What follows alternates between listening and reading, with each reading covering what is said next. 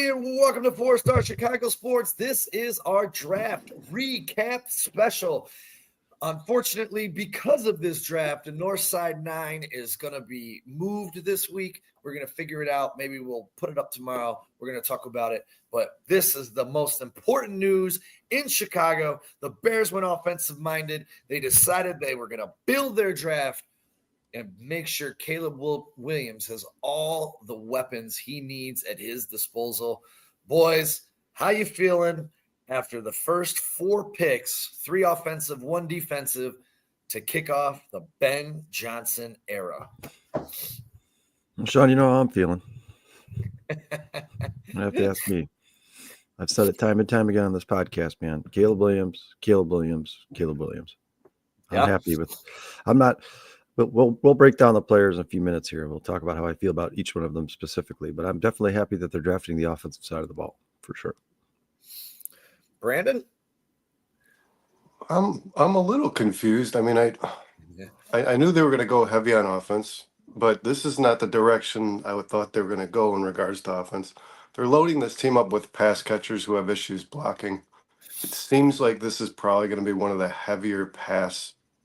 This is going to be a very heavy pass offense in the NFL. They're straying away from the direction the Lions went, where it seemed like Jared Goff benefited from 2 really good running backs, and that's kind of what got the offense going. It's very clear here that the Bears are focused more on developing the run from the pass. And as comfortable as we've talked about making Caleb Williams by giving him weapons, it's feeling to me like there's going to be a lot of pressure on Caleb Williams. I think Caleb Williams is going to throw the ball anywhere between 30 to 35 times a game, the way this is looking. I thought they were going to rush the ball around 35 or 30 times a game. I'm guessing, guys, they're only going to be running the ball on this maybe 18 to 20 times per game. So this is not the vision that I thought that they had for this offense. I knew they were going to be a heavy offense draft. I did, but this is not the direction I thought they were going to go. I don't think this is going to be an offense based around the run. Now let me ask you this, Brandon. What if pick 109, they end up with a Dylan Sampson, who is very highly rated, top 5 running back in this class. Now you got Sampson, you got Swift. Would that change your mind at all? Even, they loaded up. No, Sean, I think they're trying to. I think they're trying to develop the best pass attack in the NFL. I do. I think Colston Loveland is a good inline blocker, but once he gets out on a route, he's not a very good blocker. And Luther Burden is a willing blocker. He tries. He's just not very good at it. He's below average. I think that they're trying to build or manufacture an offense where there's just too many players to cover. And it makes sense. I mean, like, this isn't Jared Goff. Caleb Williams is a different player. Ben Johnson stated he was going to build a different offense, but he is building an entirely different offense. I mean, this is not this. He knows he has a better quarterback here than he did there, and he's going to rely on Caleb Williams' arm. And I think that's what they're going to. I think that's what they're going to come doing right out of the gate, Sean. I do. I don't. I think they're going to try to open up their run game with this team by throwing the ball early and often. That's the vision. To me, that's what it looks like. That's the way the vision is kind of is coming together. That's what it looks like to me. What's going on? Breaking news, Bruce. What's going on? Bears fan for life. Yeah, I mean, I think ultimately they're probably going to end up running a 50-50 offense. I think they'll try to run it just as much as they pass. I mean, you definitely want to pass more here than you would in Detroit, because you just drafted Caleb Williams number 1 overall last year, and he's supposed to be, this franchise quarter prodigy. This next people have compared him to Patrick Mahomes. This is a guy who's supposed to make everybody around him better. Yeah, so you'd like to use him as much as you possibly can, right? This is a guy you're probably going to give about $500 million to at some point. But, I mean, this is exactly the way I expected the draft to go for the Bears, except for take out the name Colston Loveland and insert Tyler Warren. We talked about them drafting a slot receiver in the 2nd round. We knew that was a possibility. We've heard Ben Johnson say that one of the most important positions in his offense is the slot receiver. For some reason, he seems to be the guy who gets the ball the most. You know that Ben Johnson loves to throw the ball in the middle of the field. I think a la Colston Loveland. They say he was probably the best route runner in this draft. Yeah, it's very clear they're going to exploit the middle of the field in offense. That's what their goal is. I've heard a lot, at the bar, we hear a lot of Bears fans. I've heard a lot of Bears fans complaining about some of these picks. But I mean, you guys tell me how you defend the Bears. How do you defend the Chicago Bears? Going to be really tough. Well, But even It's then, going to be really tough. regards to Caleb, when they took a depth tackle and Caleb Johnson was on the board, I was a little disappointed, guys. I'm going to be honest. I like Ben Johnson. I like the fact that they have high hopes for Caleb Williams, because you guys know I have since 2021. But I am surprised at this approach. They seem to like. I think this is going to weigh all on his shoulders. I do. I think this is going to be the Caleb Williams show. That's how I think this Bears team's going to look. I Should think be. they've Should given him Exactly. they've given him as many pass catching weapons as they possibly can. I'm a firm believer, however, though, that like if you add a Saquon Barkley like the Eagles did, Jalen Hurts can only benefit from that. I think, guys, DeAndre Swift is going to be the premier back on this offense. It doesn't matter who they draft from this point on. He is the starting running back. He will take the bulk of the carries. That Maybe. surprised me, for sure. Maybe. That surprised me. I think I'll it'll end up maybe. being committee. Yeah, I'll say maybe on that. It depends if they walk away with somebody here, because you already know that he's not a good running back in between the tackles. I'm sure Ben Johnson's aware of that. And when you start talking about changing philosophies, if you watch Detroit, where did he attack? Amon-Ra St. Brown up the middle. Jamison Williams, big catches, were down the middle of the field. Sam Laporta, he would run out down the middle, out to the sideline. I think he's clearly trying to. Caleb is most comfortable throwing to the middle of the field. That's what he's trying to do. I mean, you got two slot targets. Let's be honest. Colston Loveland's a tight end by all measures. He's a big body, but he's a slot target. This guy's going to move. He's not going to be on the line. He's going to move inside. He's going to probably play in the same role that the Luther Burden plays. These guys are going to get open early. That's honestly, guys, I could see Rome Odunze phasing into a much smaller role the way they're building this team. I really could. He's an outside threat. DJ Moore and Luther Burden and Cole Kmet and Loveland are all guys who are going to be exploited in the middle of the field. I don't know how. Rome's numbers just dropped tremendously to me. My projections for him in this season. That's interesting. I will say the two surprises. Obviously, Colston Loveland was a big surprise. And then when they took Turner, you took two guys coming off of serious injuries. I mean, they're pretty much Colston Loveland's shoulder was rebuilt. I know that doctor sent a letter to every NFL team and said this guy's going to be fine by the end of July. But Shamar Turner had a rod inserted, and we'll get into that, into his leg, and he missed the Senior Bowl at the end of the season. So, I mean, there is a little questions. There are some questions around, but I think there's a question around every single draft pick that gets drafted into the NFL. I don't think, there's no one's promised stardom, and that's all I can say. Colston Loveland was a great pick for the Bears. He really is. Could Luther Burden and Colston Loveland have changed the dynamic of this offense? Two phenomenal picks. And Luther Burden fell right into their lap, man. That might end up being the biggest steal of this draft, where they took him. There was no way the Bears could pass on that kid. And I know we'll get into these guys, but for sure. Yeah, and we can get into Colston Loveland right now. I'll be perfectly honest with you.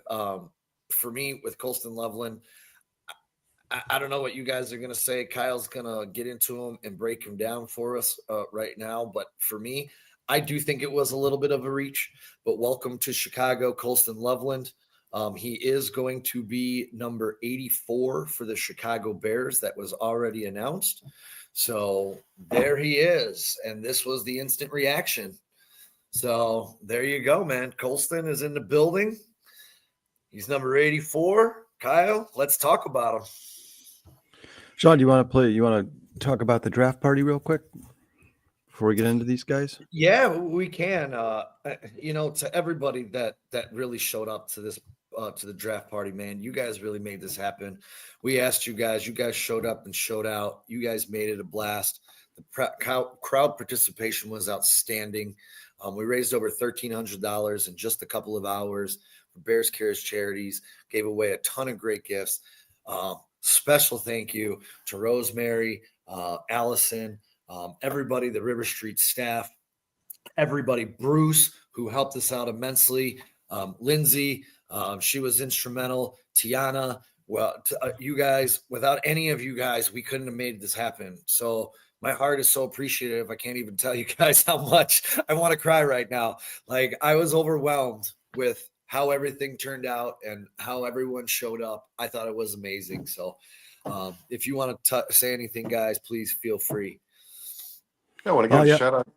Sean's got a little video to show anybody who wasn't there some of the highlights. Well, I want to, real quick, guys, let's give a shout out to Phil, our Bears fan for life, who's here in the chat. What's going on, Phil? Who came all the way from Mount Prospect, just to meet the four of us. He's a big fan of the show. Very, very educated in the ways of sports as well. Had a really good conversation with him. But pleasure to meet you, Phil. Thanks for coming out. You had a long hike, and we appreciate it. It means a lot to us for sure. And I'm a little jealous of that case you have in your man cave there, buddy. I might have to rob that house. Let's check out that quick video.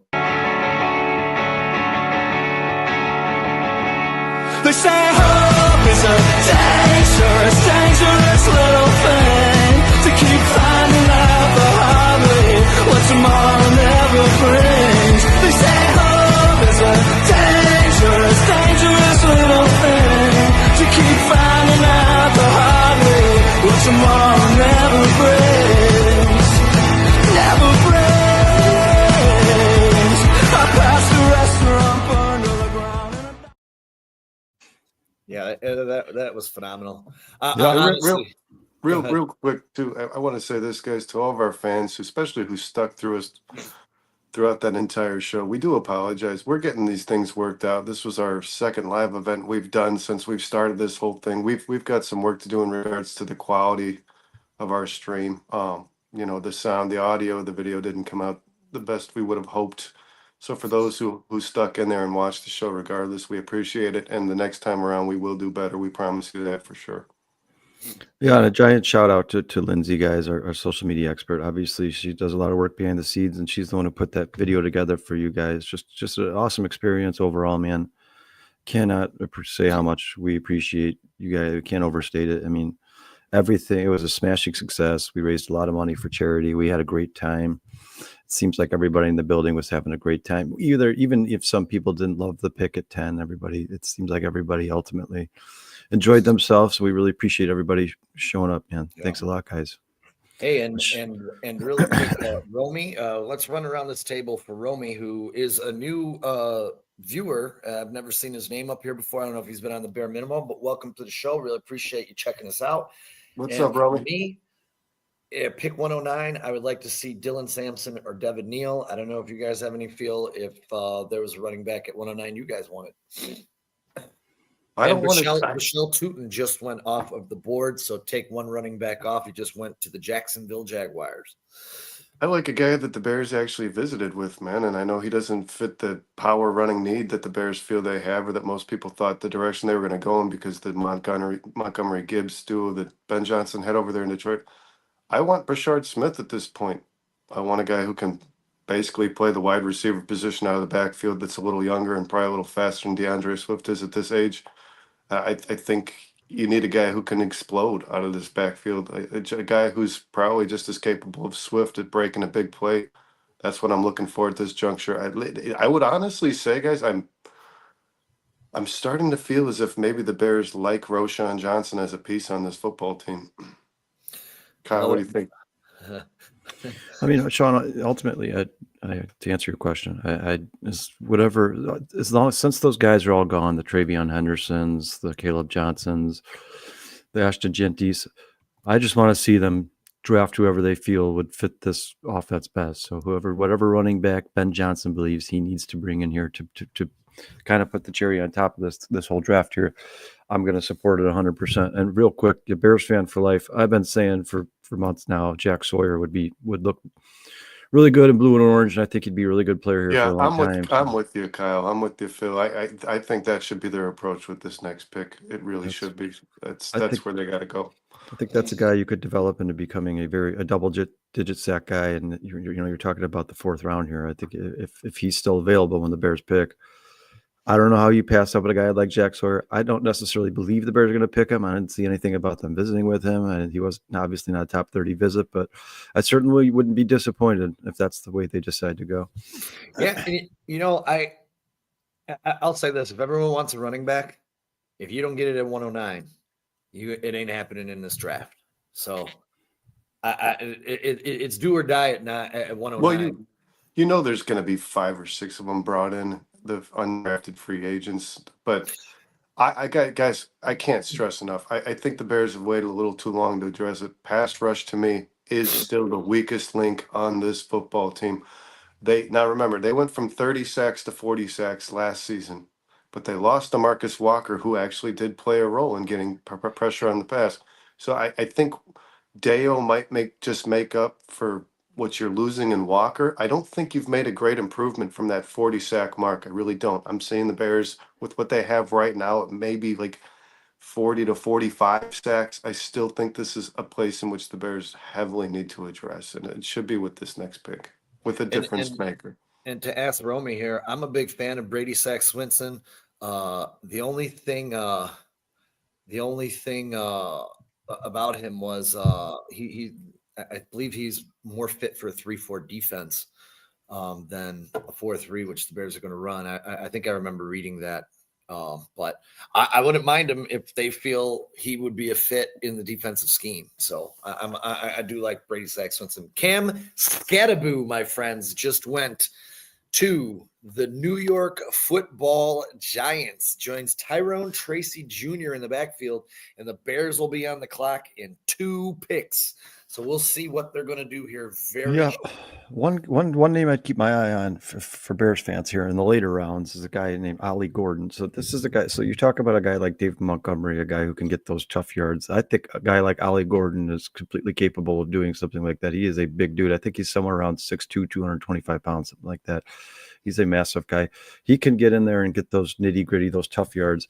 I would keep my eye on him if the Bears decide not to draft a running back with their next pick here. Do you guys want to? I was going to say, if you remember on our running back show, I called Ollie Gordon Derrick Henry light. This guy has all the attributes of a Derrick Henry. He's just not as big. He's a little bit smaller.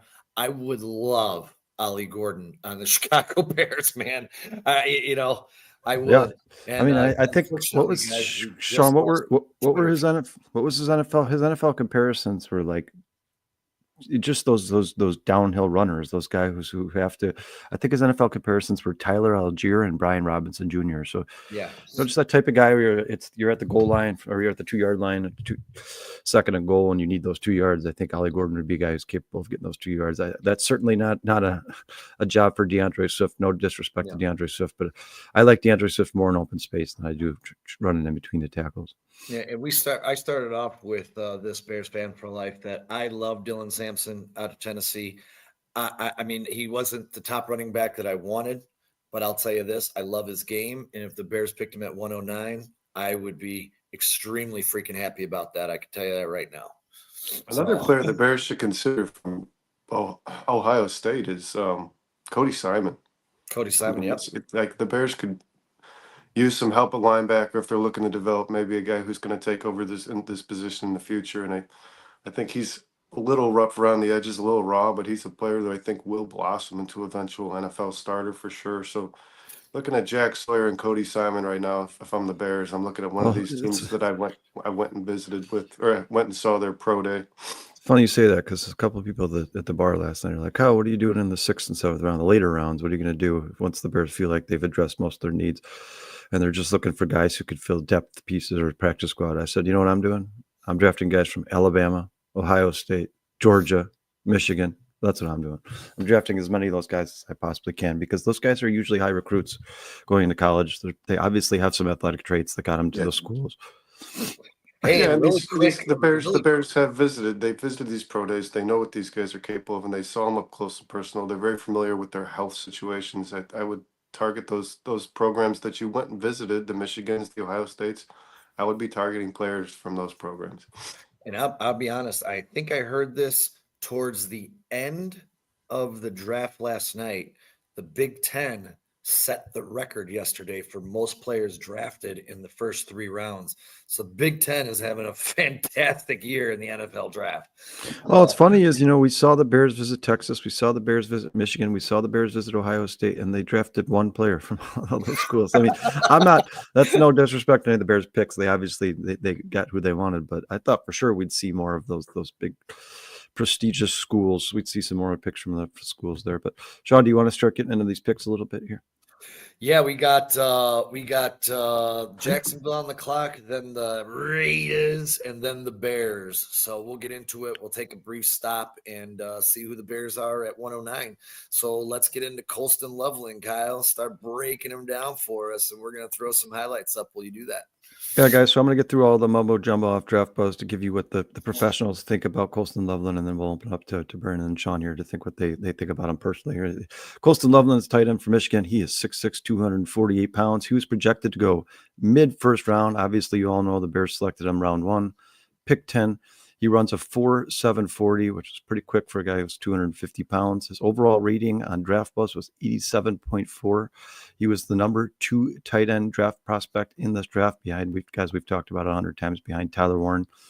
He finished the 2024 season with 56 receptions for 582 yards and 5 reception touchdowns. I know that doesn't seem like a lot, guys, but first of all, he missed 2 games last season. And second of all, their starting quarterback, threw 1,800 yards. So I know the 582 doesn't seem like a lot, but that is over 35% of Michigan's receiving yards last year. So obviously a ball hawk. His defensive rating on Draft Buzz is 77. What the defensive rating, guys, is that's the strength of schedule, basically. How tough were the defenses he were playing? So 77, that's one of the higher for the tight ends in this draft. His QB rating when targeted was 88.2. His hands grade was a 77. Short receiving, an 89. Intermediate routes, a 92, which is, I believe, where Colston Loveland's going to do most of his damage in the NFL. And then surprisingly, his highest grade of all was his deep threat at 93. So once again, for being 250 pounds, this guy can run. His lowest grading of all, guys, was his blocking at 50. He is definitely a willing blocker. Like Vernon said about, we were talking on the show before we got in here, guys. Vernon said Burden's a willing blocker. He's just not necessarily a great blocker. But I think at his size, that's definitely something the Chicago Bears can improve on with practice. I think he's going to be a pretty good blocker in the NFL at some point. Some of his strengths here: exceptional athlete for the position who plays like an oversized receiver. Fluid movement skills and acceleration jump off the tape. Natural hands catcher with massive catch radius, consistently extends away from his frame to snag throws, showing strong grip strength through contact. Nasty route runner, and we're going to talk about this a little bit, guys, but this is why Colston Loveland is the number 2 tight end in this draft and was drafted by the Chicago Bears at 10. By all accounts, he is the best route running tight end in the draft. And some people say he might be the best route runner in the draft in total. They say that he's probably number 2 behind Emeka Egbuka. So this is a guy who definitely creates separation. So nasty route runner who creates separation with sudden breaks and savvy timing. Repeatedly burn linebackers on option routes against Penn State, Ohio State, and Alabama. So how about that competition? Some of the best, most prestigious schools in college. He tore them apart. Basketball background, shines through in contested situations, boxes out defenders and high points the ball like he's grabbing rebounds in traffic. Dangerous seam threat with build-up speed to stretch defenses vertically. Shows some dog in him after catch, runs angrily, and has the agility to make defenders miss in space while picking up chunk yards. And you guys, the strengths go on and on and on here. I'm not going to go through all of them. Basically, he's got a lot more strengths and weaknesses. We also heard from Ian Rappaport that he believes that there were some teams trying to trade up into that top 10, 12, 14 to obtain a guy like Colston Loveland. They said after the Bears drafted Colston Loveland, all those phone calls seemed to stop. Couple weaknesses here. Blocking technique and play strength remain works in progress. Gets overwhelmed by power rushers and struggles to sustain blocks through the whistle. Can round off his breaks at times rather than making sharp cuts. Allows defenders to stay in phase on timing routes. Not many weaknesses here. It kind of seems like it's, with these guys at the top end talent of the draft, when you look at the weaknesses on Draft Buzz, it kind of seems like they're almost nitpicking a little bit, like they almost have to put something there. And then his scouting report summary, I'm just going to go over it real quick. Just a couple of things here. Loveland projects as a dynamic receiving tight end who can create mismatches from multiple alignments in the passing game. His combination of size, athleticism, and natural receiving skills give him legitimate Pro Bowl upside if he lands with a creative play caller who will maximize his strengths. I think he did land with a creative play caller, probably one of the most creative play callers in the NFL, and Ben Johnson. While he needs continued development as a blocker, his ability to stress defenses vertically and win in contested situations makes him an immediate contributor in the passing game in the NFL. The evolution of NFL offense increased emphasis on move tight ends makes Loveland an ideal fit for teams heavily utilizing 12 personnel packages. You guys, we know Ben Johnson loves to use 12 personnel. And then on the last thing here, it says on film study, Loveland reminds me of a young Tyler Higbee with more explosive athletic traits, his instant impact potential in the passing game and youth. He also, guys, I was reading a report from ESPN. They said his floor, his absolute floor, like if he ended up being a bust, would be Mike Gesicki. Not a terrible floor, right? I mean, Gesicki's pretty good. Yeah, not good for a number 10 pick in the draft, but if that's your floor, not too bad. They said his ceiling is going to be comparable to guys like George Kittle. So, Berto, what do you think about the pick? I really like Loveland. We talked about the Bears visiting with Mason Taylor. I thought Loveland was kind of an identical player in regards to his build as Taylor, just a much more established tight end. I think he's the best tight end in this draft. And when I say that, I mean, he is a tight end. I'm born and bred. I mean, he's going to play that position to a T. I know that Tyler Warren was most people's hopes. He's more of a gimmick player. He's more of a Brock Bowers. He can play receiver. You're going to move him around. He even takes carries out of the backfield. But it's clear that Ben Johnson wanted a true tight end. I think that Colston Loveland is a better true tight end than Tyler Warren is. And he is a good inline blocker. He's a good run blocker. It's when the blocks come downfield, that's where he starts to struggle a little bit. So if you're going to get the balls in the hands of Luther Burden, in the hands of DJ Moore, you're not going to want this guy to be the guy in front of him making blocks. You're going to probably steer the play away from him. But I'll say this. I think he's the best separation creator at the position in this draft. I think that he's a much better separator than Tyler Warren is. Tyler Warren is a much better contested catch guy. So if you want a guy who's just going to get open as early as possible, especially with the route running ability, Colston Loveland is that dude for sure. You want Caleb Williams to get the ball out of his hands, regardless of how good this offensive line is playing, guys. So I like Colston Loveland, honestly, probably a little more than Tyler Warren for what I think Ben Johnson has, the plan he has for this offense. Looks like the Bears traded back. We can go ahead and announce that. Yeah, guys. Looks like well, the Bills and the Bears hanging out on Sundays. What's going on here, dude? Looks like the Bears have traded out of this spot, guys. I hope they're still picking in the fourth, right? Why is it always the Bills? Why are they always trading with the Bills? The trade hasn't come through yet. Those are leaps. Those are leaps back. The Bills are one of the last teams to pick in the draft. I don't know. That's crazy that they keep giving up capital to trade back that far. Yeah, you guys just announced here for Chicago Sports Tracks, Rome, Breaking News, Bruce. They've all informed us that the Bears have traded that pick back with the Buffalo Bills once again. The Bears receive 132 and 169. Is that? So yeah, they got another 5th round pick. Guys, I don't understand this draft was measured as like the top 40, 50 players were probable starters in the NFL, and polls for whatever reason continues to just trade out of these. I don't know. I know we can be happy, we can be critical. We have to trust Ben Johnson and the vision he has in mind. There's a lot of players on this board that we've mock drafted this team over and over and over that are still available that the Bears just continue to kind of stray away from. So we'll see who it is they have their sights on. It's clearly somebody they want that's ranked a little lower than where they were picking, and they did get another pick out of it. I don't know that the 5th round, though, is where all the talent was in this draft. Yeah, that's what I'm saying. I mean, you could go get a guy right now at 109, a starter like Jack Sawyer who could contribute to this team immediately. Now you're trading back into the 5th for a guy who's probably going to be a developmental player and probably won't make an impact on this team until next year. I mean, maybe spends time on the practice squad at some point. I mean, you guys 5th, 6th, 7th round picks don't have a ton of talent in the NFL. Go back and look historically. These guys are not guys who are going to come here and start for the next 10 years. You can find those guys in the 4th round. Typically, if you do get it's like a Braxton Jones situation where you could do better. I mean, very good pick for Buffalo for trading up right there. They took Deion Walker, continuing to bolster that defensive line through this draft. Sean, what do you think about Colston Loveland?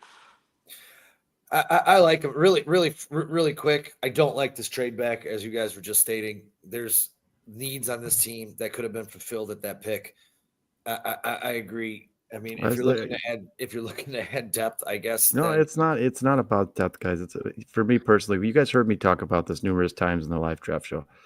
This There's team is somebody trying. they They're want. they're trying to get as many players on rookie contracts as they possibly can because they know they're about to pay their quarterback $500 And million. there's somebody they want that they don't want to reach for that's not ranked anywhere near where they were going to pick. I would imagine that's the case here. They felt they could get a pick out of it and still get the guy they have on their board. I assure you there's somebody they want who was ranked 15 spots behind the pick they had. This is probably what they're doing. So if they're like, guys, if Ryan Poles and Ben Johnson are sticking to their board, if they have somebody who's at the top of their board right now that was ranked available 20 spots behind where they were, 15 spots behind where they were, they're sticking to their guns. I mean, you guys, it's one thing to trade back, and I'm all for it. You guys have heard me say this 1,000 times. I want to accumulate draft capital, but man, you're going from 109 to 132. You're about now you're it's 20 years. You're about. I mean, I'm fine with them trading back. Why do you always got to do it? Don't do it with the Bills, the Chiefs, the Eagles, or the Lions. Don't do it with teams who are the last 4 in the round. Do it with teams in like the middle of the round. Yeah, I mean, I guess as Romy's saying here, we got to trust the process, and we'll just see what happens. I just see that there's some talent there, and at 109, and some needs that we need. I can almost assure you their next pick is going to be a player who visited them. This is going to be a top 30. This is somebody they had their eyes set on. Be Rashard Smith, who is projected around the 130 area. I guarantee it. That's what this is. And I told you guys, they were visiting players who they had in positions close to where they were picking. They probably have a player on their board that was ranked closer to this 130 mark. That's what they're going to try to do. So they're sticking to their board. That's for sure. The Bears are sticking to their board. T asks, how do you guys feel about this draft so far? We're right now, T, we are giving our thoughts on Colston Loveland. We kind of cut Sean off. Sean, what do you think about the number? I give that pick an A-. I would. Here, I like Colston a lot. I'm giving it a B+. That's where I am. I do think this guy could track to be somewhere around, and I think I saw a comp to this somewhere about him possibly being Mark Andrews. He's got a nice blend of size and the separation specifically in the routes. For sure. He's a crafty route runner. His physicality, the physicality part is kind of what screams Mark Andrews to me, because Mark Andrews is very physical off the line, engages. I know he's not the best blocker in the world, but he does have physical, strong traits. So, and you know what? He's going to be a matchup nightmare, and he's got a full route tree for a tight end. He's kind of that hybrid, not like out of the Travis Kelce type, but a guy who can play anywhere across the line, X, Y, Z slot. So, guys know I wanted Tyler Warren really bad. But I understand too that they were saying that Tyler Warren and Cole Kmet were very similar, and that's why they went in a different direction. And if that's the truth, then I understand why they did it. I feel terrible for Tyler Warren being stuck with Anthony Richardson, but it is what it is. And Colston Loveland is now a Chicago Bear. So I'm going to pull for this kid, and I hope he turns out to be the best tight end in this draft class and grows to be the best tight end in the entire freaking NFL. But again, I give it a B+ for now. I don't like some of his strengths. One of the things that Ben Johnson said, no block, no rock. You guys remember that, right? So he just drafted 2 people who have suspect blocking skills and abilities. So no block, no rock. I hope they're going to learn. What's up, Dustin? We'll kind What's going on? What's up, dude? Oh, he's gone. With me, Sean. No, what's up? I'm on here. All right, what's up? What's up, dude? What do you think about Colston Loveland? I just kind of gave my thoughts on him. I love the pick, man. I really do. I mean, it was starting to come out that the Bears were higher on him than Tyler Warren, I really started to dive deeper into him because I had not been paying much attention. I didn't think he was a possibility. Once I realized he was, I started looking into him deeper, guys, and I told y'all I'm falling in love with this kid. And there's a good reason why. He's a hell of a contested catch guy.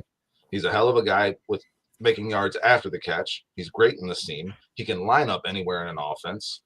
Ben Johnson made this pick, period, end of story. Everybody who wanted Ben Johnson and was happy that the Bears signed him as their head coach should be happy with this pick because no one was more excited about it than Ben Johnson. That's just the reality. He wants to run 2 tight end sets. and Cole Kmet can't do the things that this kid can do. And Ben Johnson wanted his Sam Laporta, and I think he got him. I think this guy could end up being better, man, to be honest. Did you guys get a chance to see either Ryan Poles and or Colston Loveland's little interviews right after he was drafted? I was a little busy at the draft, so no. So first and foremost, let me say that Colston Loveland is obviously a very, very smart guy, very articulate, well-spoken, definitely not dumb by any means necessary. He's also talks a lot about how he's a God-loving Christian and he's a farmer and he's just one of those good old boys who loves to play cattle football. Farmer. This kid's a cattle farmer, dude. That's good, man. Obviously that this says guy good things. Yeah, this guy probably has values, really good work ethic. He's certainly probably not lazy if he was working on a farm. But Ryan Poles, when he was asked about this pick at Colston Loveland, one of the first things he said is, we were watching tape from Michigan last year when we were looking into guys like J.J. McCarthy. And the first thing that jumped off the tape to us when looking at that film was just how well of a blocker Colston Loveland is. So I think a lot of people keep saying that he's not a great blocker. He's probably the best inline. He's the best inline blocking tight end in the draft, but he does struggle at blocks downfield.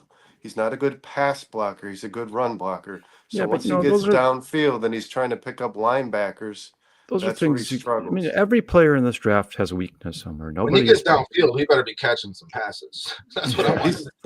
Like I said, guys, if you put the ball in Luther Burden or DJ Moore's hands, this is not the guy you want in front of them. You're going to stray the play away from his side of the field.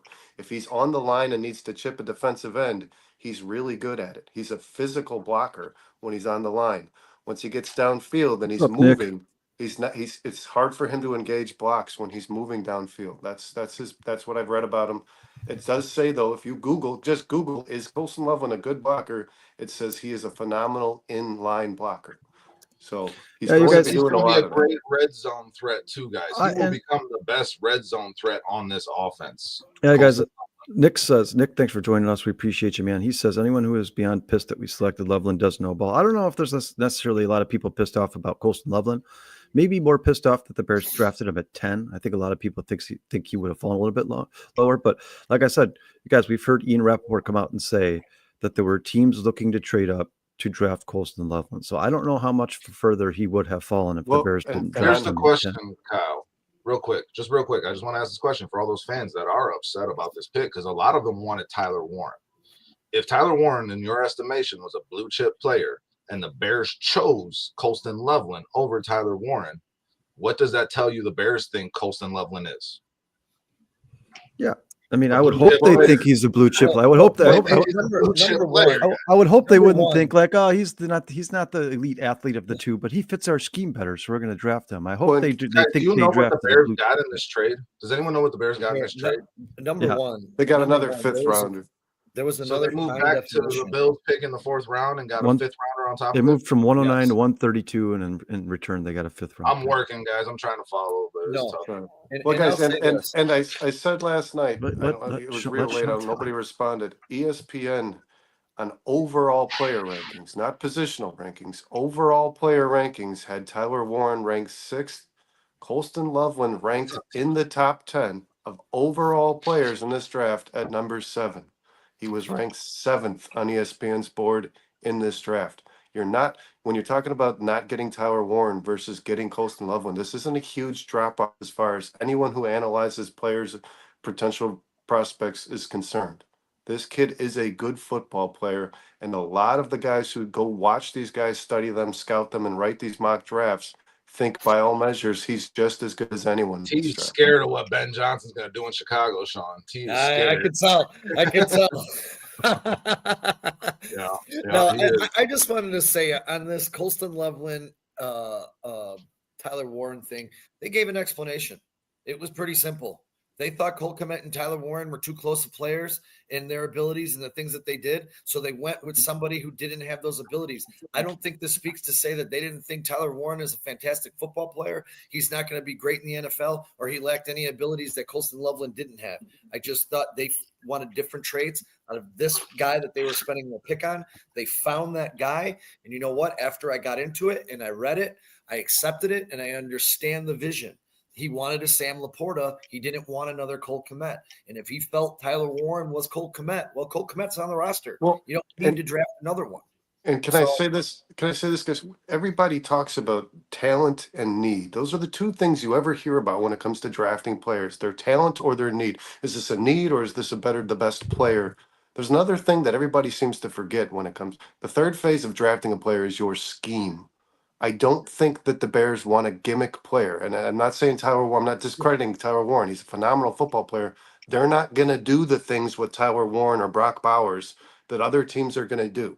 They're not going to utilize him on the backfield. They're not going to do those things. They wanted a We tight got end. Caleb Williams to throw passes. We don't need Tyler Warren Yeah, playing they wildcat. they got a guy who fits their scheme. They got a true tight end. That's what Colston Loveland is. That's what they got, and he's going to Can make I it. He's can I going to get open up hyperbolic real quick, the guys? middle of the field. Yeah, What's sorry, that? go ahead. Go crazy. Can I go crazy? Get hyperbolic. Go crazy with this Colston Loveland pick. Give my highest estimation of what this kid can be. Sure. Tony Gonzalez count. Tony Gonzalez. Jesus, we have the best tight end in NFL history. Here, I went Mark Andrews. I mean, I want George no. Kittle, man. That's Tony Gonzalez is high praise. He does have some.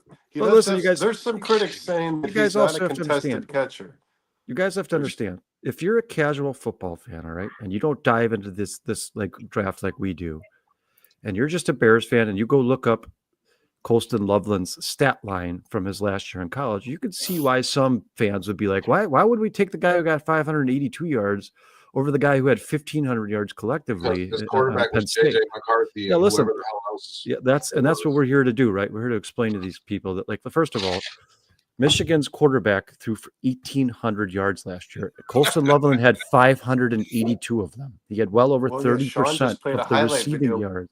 where he's missing Loveland on every play. Yeah. Did you see that?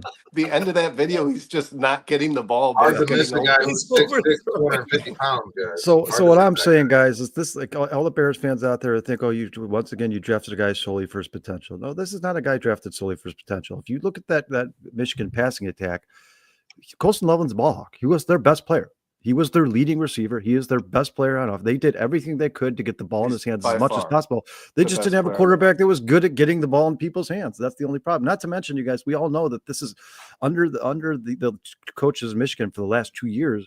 It's been a very run-heavy offense, right? They don't pass the ball a ton. And you know what? To be honest with you, I don't think they trusted their quarterbacks to pass the ball a ton. I think Colston Loveland is going to be a perfect fit for the Chicago Bears. I certainly think every Chicago Bears fan in the world is going to fall in love with him, and I think you're going to see a lot of Colston Loveland jerseys coming up in the future here. He does kind of remind me of a George Kittle. He's very athletic, really, really fast, and a really, really, really good route runner. And he does most of his fine work in the middle of the field, which we all know George Kittle. You can split him out wide now, and he can make people miss after the catch, similar to George Kittle, very much so. And like I said, he will turn into the Bears' #1 red zone threat for Caleb Williams. Adam Hogue did say he struggles with contested catches. That's what Adam Hogue said immediately after. Hey, Dustin. I think he's a little better at it than he gave him credit for, but yeah, it's one place he could get better, but he can still do it. What's up, Dustin, Sean? I'm going to make you happy really quick. How's that? San Francisco 49ers just drafted CJ West. Nice. The Niners are going all defense. The Bills are going all defense. The Bills are going all defense, and that's smart. That's what these teams need to do. If you the Bills have had a really good draft. Justin, I don't know if you heard my draft profile before I came on here, but they actually, this is a little surprising to me. Not surprising to say I thought he was bad at it, but his biggest strength on Draft Buzz for Colston Loveland was his deep threat at 93%. 100%. He will be on the receiving end of big plays in this Bears offense. A lot of the sneaky stuff, the trick plays. He's going to be the guy sneaking out down the seam, man. It's going to be a lot of fun to watch. And then I don't know if what you guys have talked about yet. If it's just been Colston Loveland. You add Luther Burden to that mix. Holy crap! Yeah, so perfect transition, Sean. Let's move on to the Bears. That second pick, right?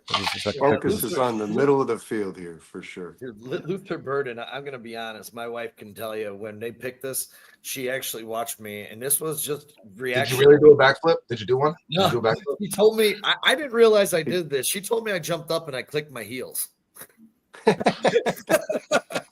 Like I don't know. She told me she saw me do it. I just jumped up in the air. I was Dick Van Dyke singing in the rain over there. Right. So I mean, he did fall out of the first round, but I mean, this guy's explosive, versatile, elite after the catch. He's got easy hands. You know, I had him below Ibuka and a couple of the other guys, but I mean, this guy has a pro-ready skill set. To me, he's a better route runner and separator than I think he gets ability for.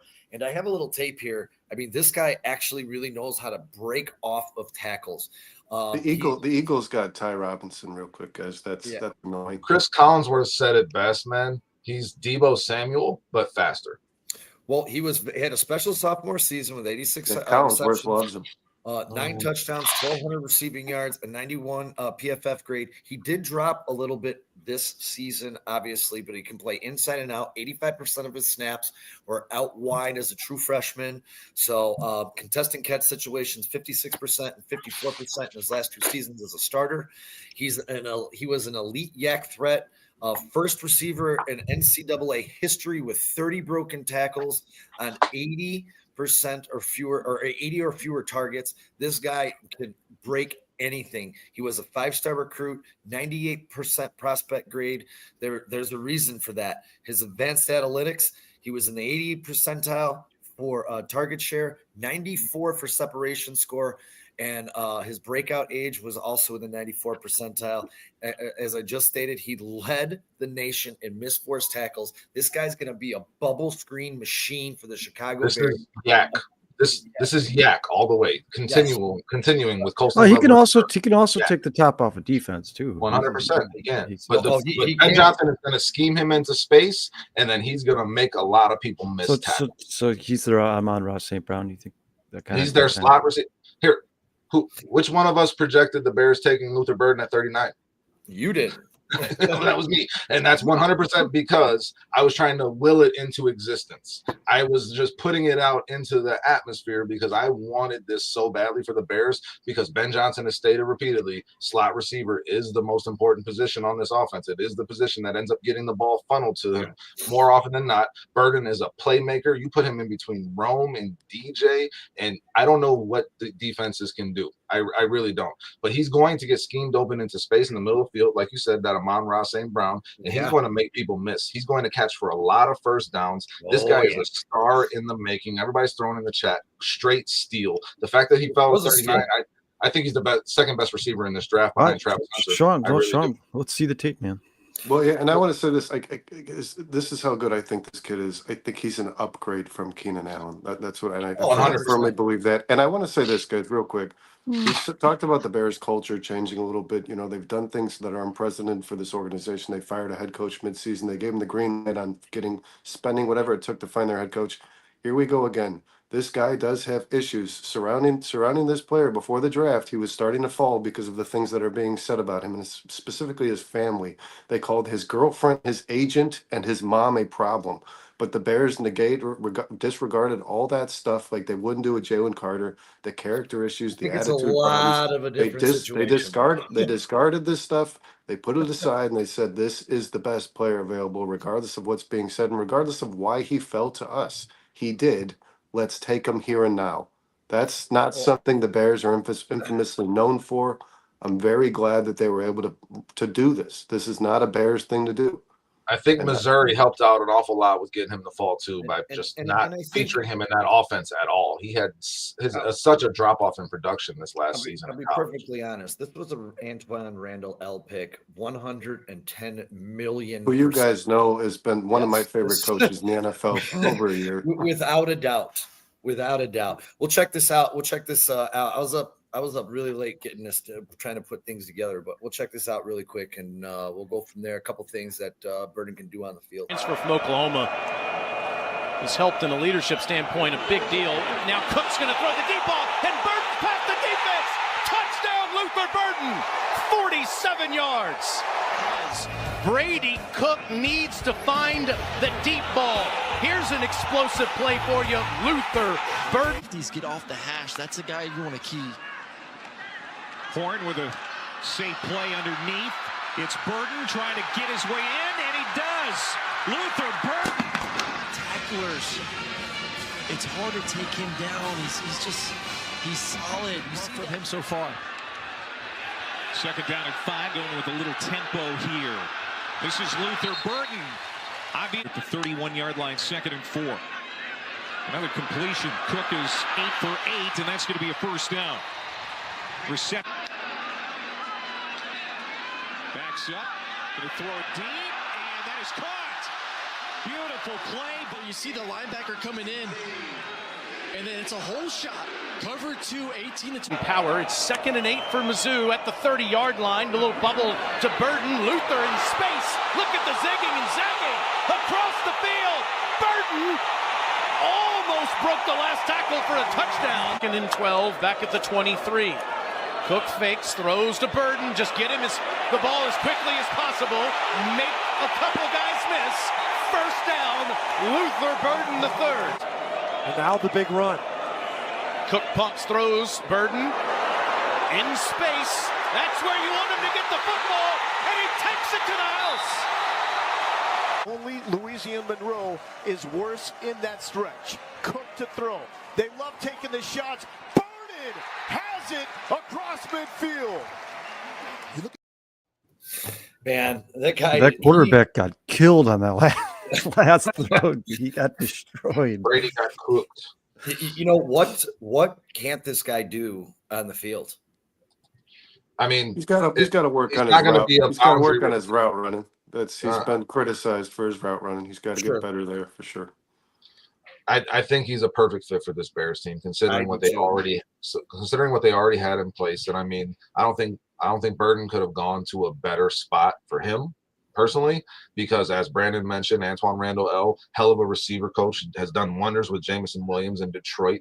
And if Burden does have any character issues, I'm not too concerned about him, but there's no reason to be with Antoine Randall L. as the receivers coach, Ben Johnson as your head coach, Caleb Williams and Rome Odunze, the two guys who just did this last year and went through it already, and DJ Moore. I mean, there's a lot of good presence to put around Burden off the field and on the field, man. Well, and the fact that this guy was available in the second round to the Bears is just unbelievable to me. You guys, Phil says criminal. I want to get to this comment real quick. He says this Bears team offensively skilled position may be the best I have ever seen. Is this the best offense in Bears history, guy? Is this the best skill position set in the league? That's the question you got to ask now. Honestly, is this from top to bottom? I mean, from tight end to slot to wideouts, is this the best in the league? I don't want to jump to that yet. Honestly, right here on the field, but the potential is scary. Yeah, it's gonna be tough to defend the Bears. I'm going to tell you, I normally don't jump on prospects and say that I think they're going to be hits. I usually like to say, let's plant the seed, watch them grow. I think Luther Burden's going to be an instant hit, and I do. I don't know. I know everybody loved Colston Loveland. I think out of the gate that Luther Burden might be better. I'm just saying this guy is pro ready right now. Should have been a first round pick. Well, Sean, yeah. He's certainly going to get more opportunity. One pro analysis I read yesterday was if with attitude adjustments, I don't know what that means. Clearly, guys, there's something going on here. There is. But with attitude adjustments, the Bears might have just landed the best player in the draft. The best. Not like the best slot receiver, not one of the best, like the best player in the draft. This kid is going to be a impact player on this offense. You can take Cody Simon off of our boards, gentlemen. He just got drafted by the Arizona Cardinals, who keep adding to the defensive side of the ball in this draft. It's a theme in this draft for a lot of teams that are trying to get back to being competitive. I mean, the Eagles got Ty Robinson. That's ridiculous. Yep. The rich get richer, man. And there's been just amazing at drafting. I can't be on here for very long, so I just want to say a couple of things, guys. Yeah, go ahead. There's been some concerns around the Bears draft in terms of have they addressed the offensive line properly. I think Trapilo is a great option at swing tackle for them. I don't see him playing guard. I know you guys are going to get into him. He's too damn big to play guard and be successful and effective at it, in my mind, in the NFL. He might be too big to play tackle. 6'8". His pad level's already a problem at tackle. I don't think he's going to play too much at all. Just as you say that, just remember he's about the same size as Mekhi Becton, who made the transition very well. Mekhi for sure, it's not easy though. It's a lot higher, bigger. It's not easy. Mekhi Becton is 6'7", yes, and then Trapilo is 6'8". For sure, there is a precedent, but it's not common, Sean. That's all I'm saying. Sure, 100%. Trapilo is a right tackle. You just real quick, guys. You guys he want to has hear the some? ability to play left, and I think that's what the Bears are banking on. And really quick, Brandon, he he had 36 starts at right, 36 starts at left. Yeah, guys, I know. He was much better at right. You guys, there are 13 tackles. Much higher graded, sorry. There are 13 tackles in the NFL right now that are listed at 6'8" or taller. I'll go over some of these names for you. Stone Forsythe, Mike McGlinchey, Spencer Brown, Colton Miller, Cornelius Lucas, Orlando Brown, Jordan Mailata, Trent Brown, DeJuan Jones. It's not like the NFL is just loaded with guys who are 6'8" or taller. And Justin said it, man. And especially that transition to guard, Kyle. Yeah, and I'll go over this in his draft pile, but man, it's tough to get your pad level low when you stand at 6'8". Yeah. He's actually over 6'8". He's like, you've got an Aaron Donald sized guy that's 6 foot tall and 285 pounds that's just going to bowling ball right through you if you can't get low enough to stop that. So the guard consideration kind of scares me. I don't want to see that. I want to see him be the Bears swing tackle. I thought Shamar Turner was a good pick, but honestly, I thought Alexander was a better 3 tech. I don't think Shamar Turner is going to be anything but a 3 tech. But I think that's what I thought Norman Lott picked immediately after him was better, to be honest. Then mixed views on that. Omar Norman did not start a lot in college, so that you guys know who he did not. He was a rotation. You know who his NFL comparison is? Who's that? Shamar Turner? Yeah. Do you know his NFL comparison? What do you got? On Draft Buzz? Zach Pickens. Yeah, that's great. I would have liked Alexander out of Toledo. The Giants got 2 picks later, more so than Shamar Turner. I'll just say that. But I think Shamar Turner was a good pick. And I just think we all should have seen it coming, man, and we really didn't talk about it enough. We always talked about the Bears trading in that first round, and that's what we wanted, to trade back potentially or trade up, depending on what you wanted. But it was pretty clear, I think, if you look back in retrospect, Poles was going to maneuver the hell out of this board in the middle rounds, starting in the second round, to gain more picks, get himself back into that fourth round, accumulate more picks in the middle rounds. I knew it was going to be in the fourth round. I knew it. I knew the Bears would. And Poles should be applauded for the moves that he's made, because to take that 41 after you just got Luther Burden and turn it into 2 second-round picks, turn 1 second-round pick into 2 second-round picks, that was smart as hell, and it was a great move. And you get a guy who could potentially be a starting tackle for you in the NFL, and you get a guy who's going to at least be a rotational piece with Grady Jarrett at that 3 technique. And now today they just traded again and have added more picks with a pick that they just traded for. You know what I'm saying? So Poles is being very masterful in maneuvering the board, and I think that should give everybody a lot of confidence, man. Because Poles is Dustin, don't. I know you're working, but don't be too upset, man. Cam Scatabo is unfortunately no longer available. Oh man, who took him? Okay, you guys, I knew that already. Sorry, I saw that. Really quick. If you guys remember, Jason said that there's a strong possibility he believes the Bears would trade back twice in this draft, and they did. He said that on the live podcast. He was talking about the first round pick, though, Kyle. He was not talking about the second round pick. He also said just try to find a way to trade back twice. I mean, I'm saying all of our discussion was on nobody else said that. Number 10 pick. All of our discussion was about that 10 pick, and I think that we should have kind of seen it coming, that these middle rounds was going to be a place Poles was going to move. I never thought it was out of the realm of possibility the Bears are going to trade back of any of their picks. They might trade back again. I don't know. and I know this will start a firestorm, but Shedeur Sanders not being drafted above Dylan Gabriel, not being drafted above Jalen Milroe. I don't care what you think about him. Those 2 guys should not have gone before him. Hey, apparently you gotta care what Sean thinks about him, because Sean nailed it, dude. I think it's just more vindication of the fact that it's all about his personality. It's not about his talent on the field. It was about his talent. It was about his personality.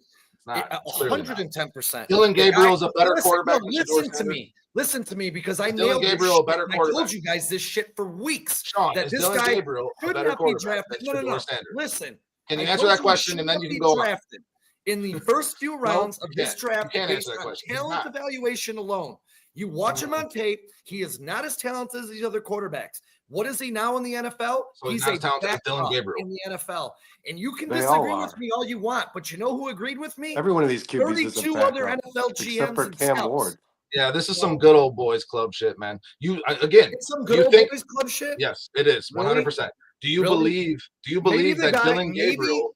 It is. It clearly is. Maybe Shedeur Sanders shouldn't have thought so much about himself, participated in His his personality pro day, has done this, Sean. That's what I'm participated saying. in the combine, and stop listening to bad advice and thinking because his name was Sanders that he would be Okay, drafted. so none of that has to do because with he was talent. 13 Exactly. and 12. All of those things you just said have nothing to do with talent Okay. on the field. Okay. That's I'm personality. going to tell you this right He's now. rubbed teams the Apparently, wrong way. I'm 32 acknowledging NFL that. teams agree with me. Sean, So answer Justin, this I'm going to question. sit here and say you're wrong. Sean, answer this question. Is he better than Jalen Milroe and Dylan Gabriel? Is he going to be a better NFL quarterback than those two guys? Should those guys have been I've told drafted you this before? a million times. I don't think Shedeur Sanders is going to change Okay. the NFL. Like he Why came can't you out just in answer his the press question? conference and said I he was have one going Would to you question. have drafted said- those guys over Shedeur Sanders, Sean?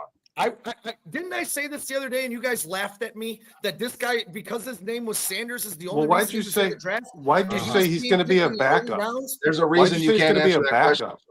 Because If you he's know it's drafted the bullshit. Steelers, he's a I backup? told you guys the other day, I don't even think he should be drafted. Over in this Mason guy. I Rudolph? never heard you say Dylan Gabriel is Over a better nobody? quarterback than Shedeur Sanders. Do you believe that? Do you believe Dylan Gabriel is a Time better will tell. quarterback? I don't think Shedeur Sanders is a good NFL quarterback. There's I've a been saying reason this you for won't months. just answer the question, Sean. That's all I'm I saying. don't know what Dylan Gabriel is, but I've already told you what He's I like think of 5'8". Shedeur Sanders.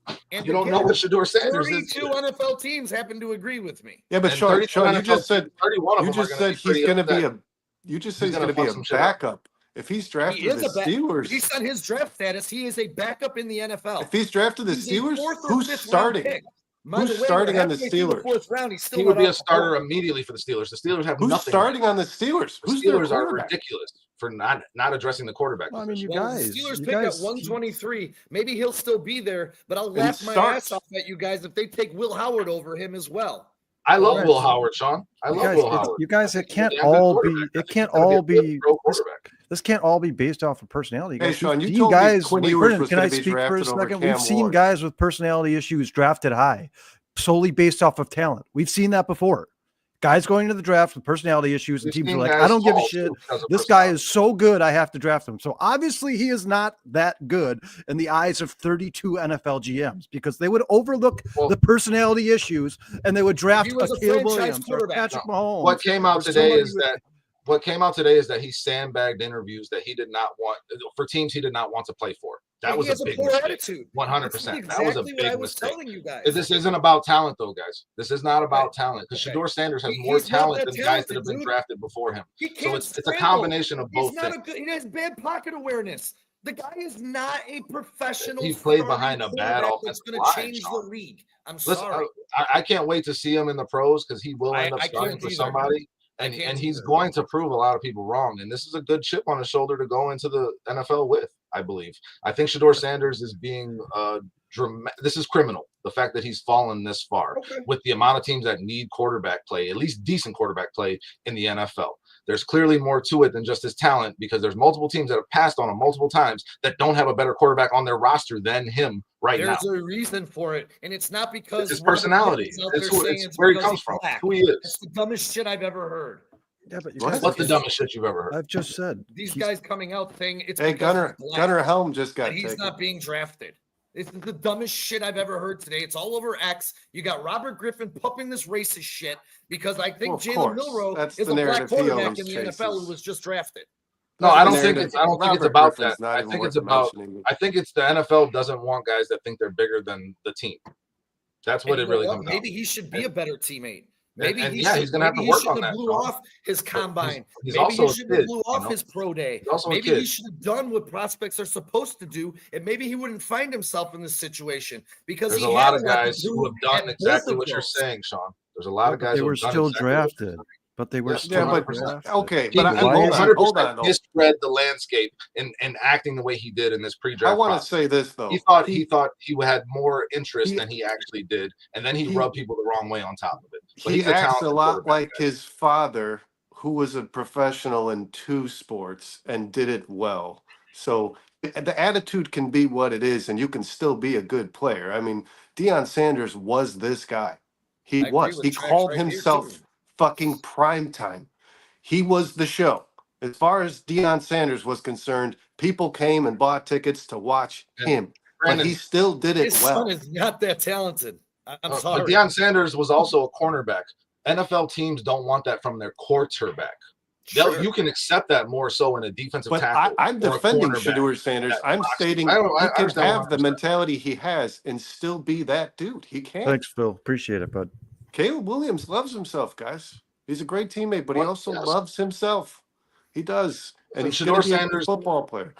Shedeur Sanders is the most accurate quarterback in college football, guys. That's just the reality. That's the statistics that he put on the field. There is a place for him in the NFL, and the fact that he hasn't gone yet tells me that something's off in terms of the way teams are evaluating him. And I just want to see him in the NFL. I want to see how it goes because he might get picked in 2 picks from now. I want to see his brother get drafted before him. Is his brother in the draft?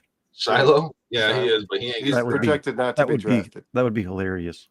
He's projected not to be drafted. Well, but if you're rooting for him to continue to fall, guys, all I can say is you don't have to give me. I don't give a shit about Shedeur. This was going to happen, but I fucking told you this was going to happen.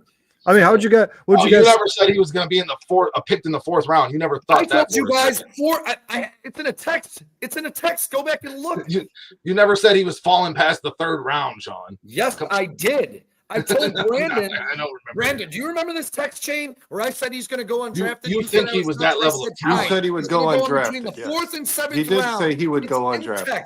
If it wasn't for his name, you said, right? If it wasn't for his last name, he would go undrafted. Correct. Watch the Bears draft him as their backup. I would love that, Kyle. Said between 4th and 7th round. Sean's head would explode. I don't think Caleb would love that. Sean's head would explode.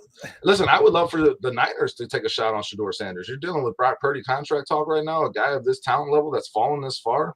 Take a shot at this point. I thought for sure Jerry Jones was going to draft him in the 3rd round. I thought for sure the Cowboys were going to draft Shedeur Sanders. I told somebody tomorrow, I watched the Cowboys just trade for a quarterback.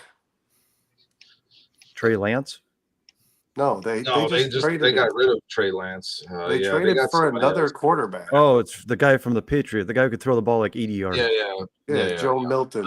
Yeah. The guy who could throw a football over the mountain. Steelers are on the board. Listen, Shedeur Sanders did this to himself, guys, in a lot of ways. I am not denying that. But he did, and that's unfortunate for him that he has people giving him bad advice because he's a kid and he don't know no better. But he is a talented quarterback. I do see that when I watch him play, and I do see him being a solid player in the NFL. I've compared him to Teddy Bridgewater. Depending on the system, 100%. If he can turn into anything close to Teddy Bridgewater talent-wise, guys, he'll be a steal in this draft. He will 100%, and I'm rooting for him. I am, regardless of everything. I'll go on record right now. If he comes in the NFL and he's a day 1 starter, his career will be over. He is not ready to be all a of these day guys, 1 though, Sean. NFL starting. That's all of these QBs except for Cam Ward. I've been saying this for 2 years. Cam Ward, Sean, I'm sorry, but you were telling me Quinn Ewers was going to be drafted before Cam Ward. I was telling you guys Cam Ward is the only starting caliber if you want to start going over quarterback history, so you found one quarterback I missed on because I've been damn right about a lot of them, and I nailed the Shedeur Sanders. We've all had good but you didn't love Cam Ward. I really like this Giants. I like the Giants draft a lot. Man. I actually told you we could go back and text. I actually told you I don't mind Cam Ward. But if Cam Ward I told you he was a starter in the NFL. Best quarterback. Day 1.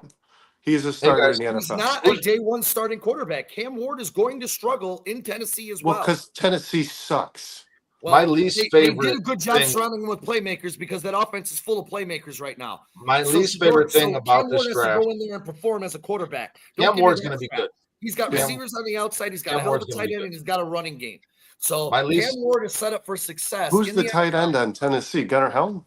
No, on 4-star Chicago Sports, the Shedeur Sanders show. They just drafted Gunnar Helm. The guy who didn't even get drafted. And then that Ozzy guy that caught the touchdown on the Bears. It's Chigio Okonkwo, man. Chigio Okonkwo. They just drafted Gunnar Helm. Let's start talking about some of the players that did get drafted. Listen, the pick is in for the Steelers. Hold on. The Steelers are about to pick, man. Are the Steelers going to take Shedeur Sanders? We just built this all up. They really should. The Steelers took Ransom? Ransom is gone. Ransom is gone. Billy Bowman's gone. Where'd Ransom go? I'm saying, man. This is the Bears. The Bears had some needs. Now the players. Jack Sawyer's still there. Listen, I would love Jack Sawyer for the Bears. I would love Jack Sawyer for the Bears. I would love one of these running backs that's still available. Dylan Sampson's still available, right? Dylan Sampson's still available. Ali Gordon. Ali Gordon's still Devin Neal. Damian Martinez. There's some good running backs available. Well, and now Dustin, I like Malachi Moore, the safety the out of Steelers Alabama. have to take a quarterback here, right? They don't have If they one. don't, they're crazy. It could be I Will think they're Howard. Steelers have selected Jack Sawyer, not Oh, Shador Sanders. nice. It's going to They're be the Aaron Steelers of Rodgers. this season without a quarterback. It's going to They be better Aaron be Rodgers. planning on having Aaron Rodgers. They It's better going be to be planning Aaron on. Rodgers. I think that This deal is is already gotta done. be. malpractice It's gotta be. by the Steelers. It's gotta be. It's gotta be. Yeah, it has to be, because if you don't have a plan in place, this is malpractice to not take a quarterback in this Guys, draft. name a quarterback on the Steelers roster. Name one. Mason Rudolph. No, he's gone. He's in Tennessee. Name a quarterback on I this thought he roster. went back. I thought he went back. I don't think so. I think he went back. I think Mason Rudolph went back. When did that happen? I think he did. This offseason, I think. I think Mason Rudolph went back to Pittsburgh too. Yeah. I don't think that's their quarterback. Name a player on the Steelers defense who can't rush the quarterback. Mason Rudolph is back on the Steelers. Name a player on the Steelers defense who can't rush the quarterback. Yeah, they're pretty damn good. Let's just put Jack Sawyer across from TJ Watt. See how that works out. And they added Derek Harmon to go with Hayward. I mean, Jesus. That Steelers defense is gonna be defensive line. But they don't have a quarterback, Kyle. They have no shot. But I'm looking forward to seeing what the Bears do. I do agree that they kind of are trading themselves out of some potential good players with these picks that they're moving back on. DeAndre Swift is their running back. I'm excited to see what they're going to do, guys, but I really got to go. I wanted to jump in and just, give my thoughts a little bit. The Bears are killing this draft, guys. I'm ecstatic about what the Bears are doing. Thanks for having me, guys. Obviously, 4-Star Chicago Sports. Everybody in the it's your chat. show, man. You're Love you guys. Hit that like button, guys. Everybody. Have a great rest of your day. Have a good day. How about Dustin coming in the show at work? Bear down. Yeah, I got to get back to it, guys. All right. All right, man. Let's go Bears. Love you, buddy. Bears. Later, man. We got 6 picks until the Bears pick. I think we'll be able to make it here and see who they pick. Who do we leave off on? I don't even remember. Yeah, it's time to dive into Luther Burden. Yeah, but we pretty much did everything. Talked about Luther Burden. Did you talk about him, Brandon? Yeah, we all talked about him. Yeah. Right? Yeah. All right, let's. Number 56 was Ozzy Trapilo. You got this one, Kyle? Trapilo. I mean, yeah. You got this one, or? Yeah. So I'm just going to do the draft bus here, and then you guys can talk about him a little bit. Ozzy Trapilo is an astonishing 6'8", 316 pounds from Boston College. He was picked by the Bears in round 2, pick 56. He was projected to be a 3rd-round pick. So once again, draft buzz is saying this is a little bit of a reach. His overall rating is an 85 out of 100. He ran a 5.21 40 time. Not surprising, consider the guy is 6'8", 316 pounds.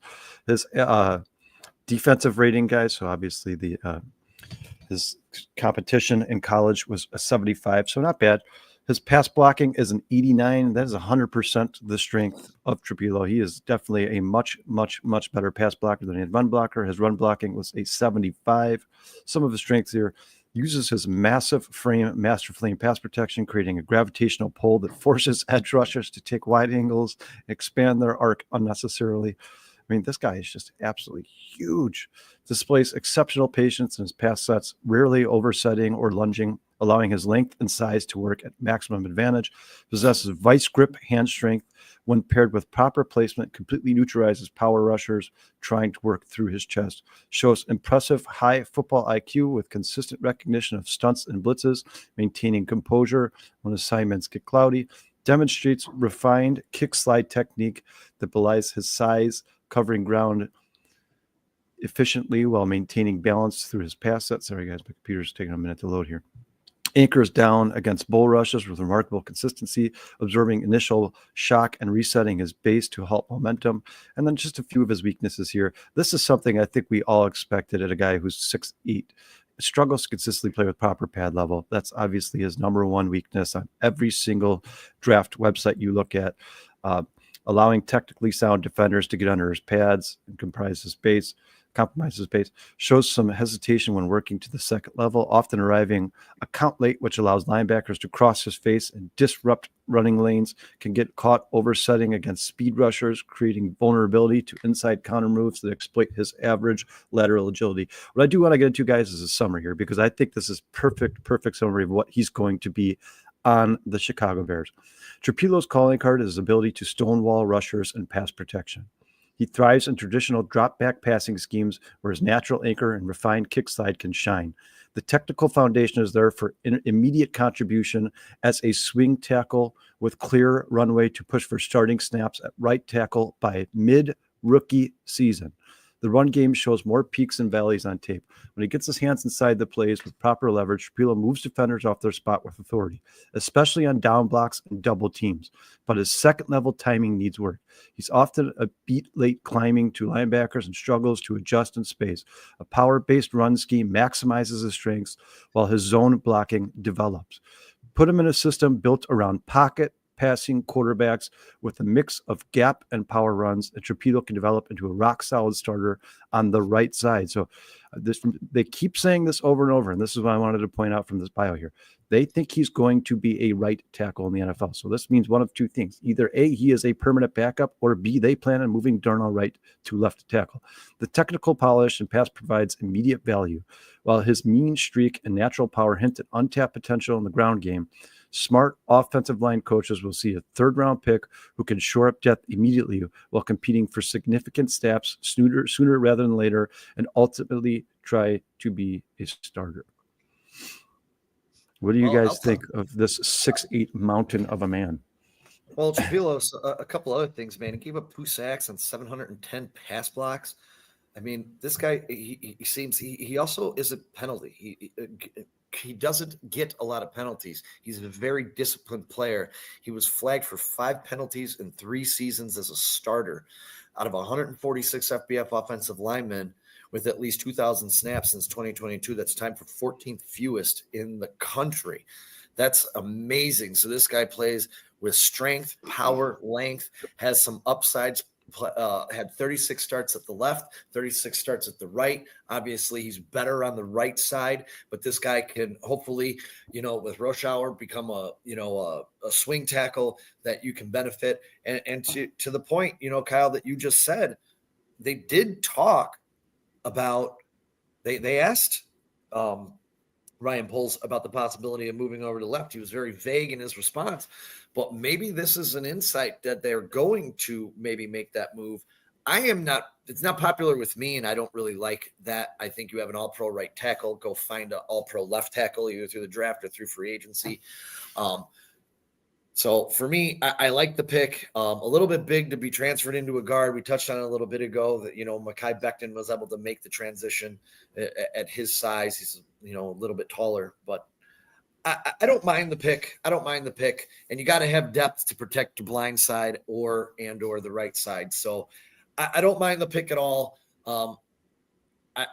I will say I might have rather have had Tate Ratledge, who went the pick right after him, or even Dylan Fairchild in those guards positions, because I still think that when it comes to the tackle positions, if you're not drafting your left, I think your right is a very healthy position.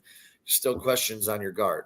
So if Jonah Jackson can stay healthy for the year, so hopefully they use one of these extra. Well, I mean, you got to remember though, Sean, whether the Bears fans like it or not, you traded a 5th-round pick to acquire Ryan Bates. That is your backup guard. We can hate it all we want. We could talk, and Bill Murray's obviously the backup, the next backup guard.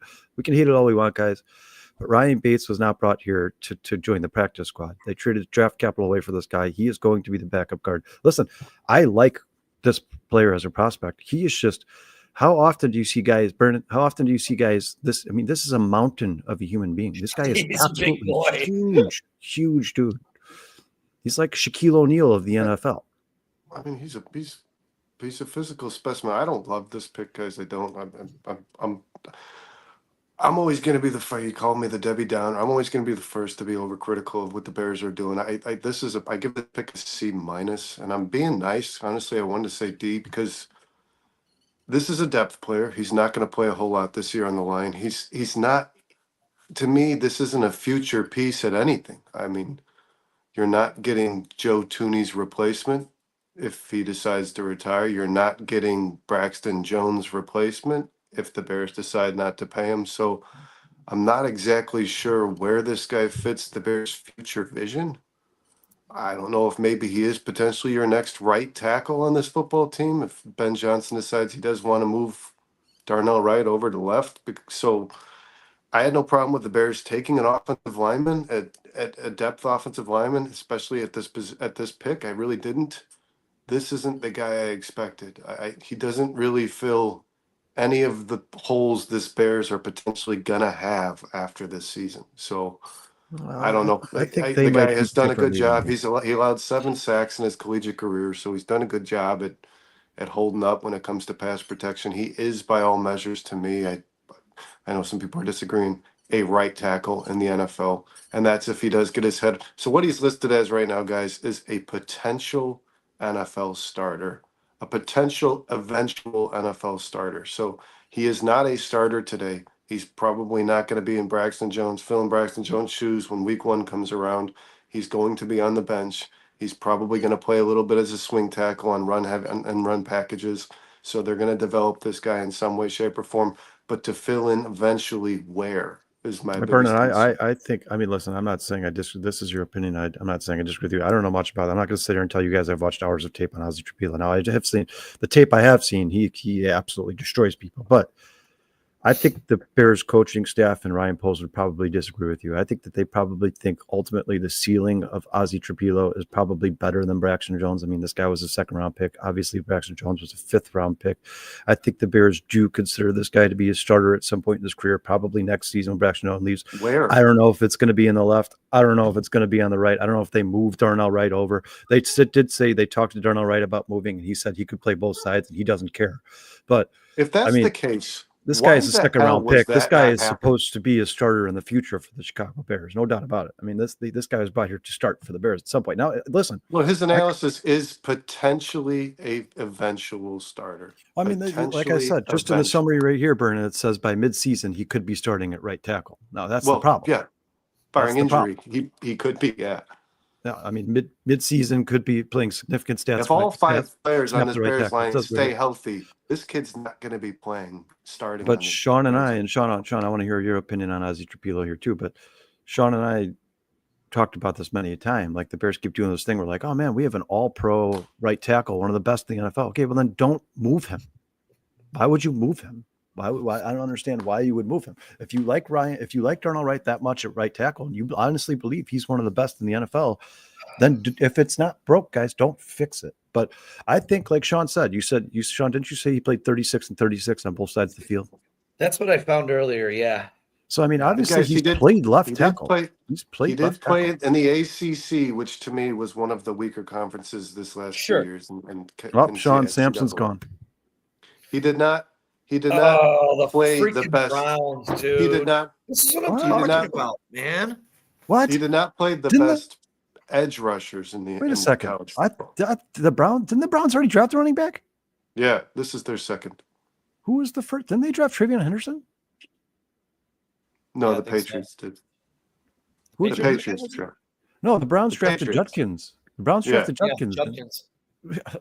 I'm telling you, man. I have a lot of faith in Judkins. The Browns are a big miss for the Bears right here in Dylan Sampson. When you let everyone else pass you by, this was a big miss by the Bears trading back. This is trust the process, Sean. And David Carl just turned. Oh man, dude, that's bad news for the Blackhawks. Jesus Christ Almighty. The Bears are for sure going to get. We're talking about depth here, guys, and what they're not getting a future every down back anymore in this draft. I can assure you of that. They're not getting a guy who's going to take DeAndre Swift's job possibly next season and be the workhorse for this football team. That they are not getting. I think they accepted that pretty early on in this draft. So you're going to probably looking for DeAndre Swift's replacement if they're going to move on from him in next year's draft or in free agency. Sean, is what's the safety's name, Sean, that the Bears visited with? Makuba? No, the Hispanic guy. Oh God. The Iowa kid. Castro. Sebastian Castro. I think there's a strong chance that's the Bears' next pick. Well, the Bears are up here, boys, very, very shortly. So I wouldn't be surprised at all if it's Sebastian Castro, man. I really – Dustin says Browns have Judkins and Sampson, and he follows it up with Browns don't plan on throwing the ball. No, I was just going to say that. The Browns are developing a team, although they did draft a quarterback, but The Browns are very much developing a team that does not have to throw the ball very often. Yeah, I agree with Brandon 100%. Whatever running back you get from this point on, guys, this is not like Saquon Barkley of the future for the Chicago Bears. I mean, listen, I like Devin Neal, I like Ollie Gordon, but these guys are guys who are probably more specific to a certain role on your team. Well, These aren't Kyle, like every down backs who are going to set records in the NFL. Those guys are gone. Or maybe the Bears sign Nick Chubb. I would not say that 100%, number one, because we've seen, I don't know, a number of players. I can give you a Super Bowl MVP, Terrell Davis. What was he, a 6th-round pick? You never know what you're going to get. Sean, Tyreek Hill, obviously, I'm not saying it's Antonio not. Brown, 5th-round I'm not pick. saying it's not possible. I'm star. saying if you play the odds, which everybody who knows Kyle Duplessis knows he plays the odds more often than anybody in the planet. I also said Bryce Young's not going to be a quarterback because short quarterbacks don't make it. That's another reason I don't love the Ozzy Trapilo pick. I'm not saying I don't like it, but Sean, there's 6 good tackles in the NFL who are above 6'8"? Well, out of 200. I mean, guys, try to play the odds in life as much as you possibly can. I hate to tell you guys this, but Ollie Gordon was talk about being a top 20 pick until he had a bad year this year on an awful Okie State team that I think won 3 games. He rushed for 2,000 yards the year before. Ollie Gordon is being underrated and is going to be a fine asset for any team. Yes, that's fine. But Sean, he's not. Is he Saquon Barkley? Sean, can he run a 4.4? No, he's not. He's not. So he's going to. Neither does Derrick Henry. He's going to get. And that's who I compared him to, not Saquon Barkley. Sean, do you honestly, in your heart of heart, believes that Ollie Gordon is going to be Derrick Henry? I said Derrick Henry light was my exact comparison. And that's fine. And that's fine. But that's, like I said, Derrick Henry is a first ballot Hall of Famer. Ollie Gordon is probably not going to be a first ballot Hall of Famer, right? You can't say that. No, I can't. You're speaking in actual fact. No, I'm not. Sean, what about the phrase probably not is actual fact?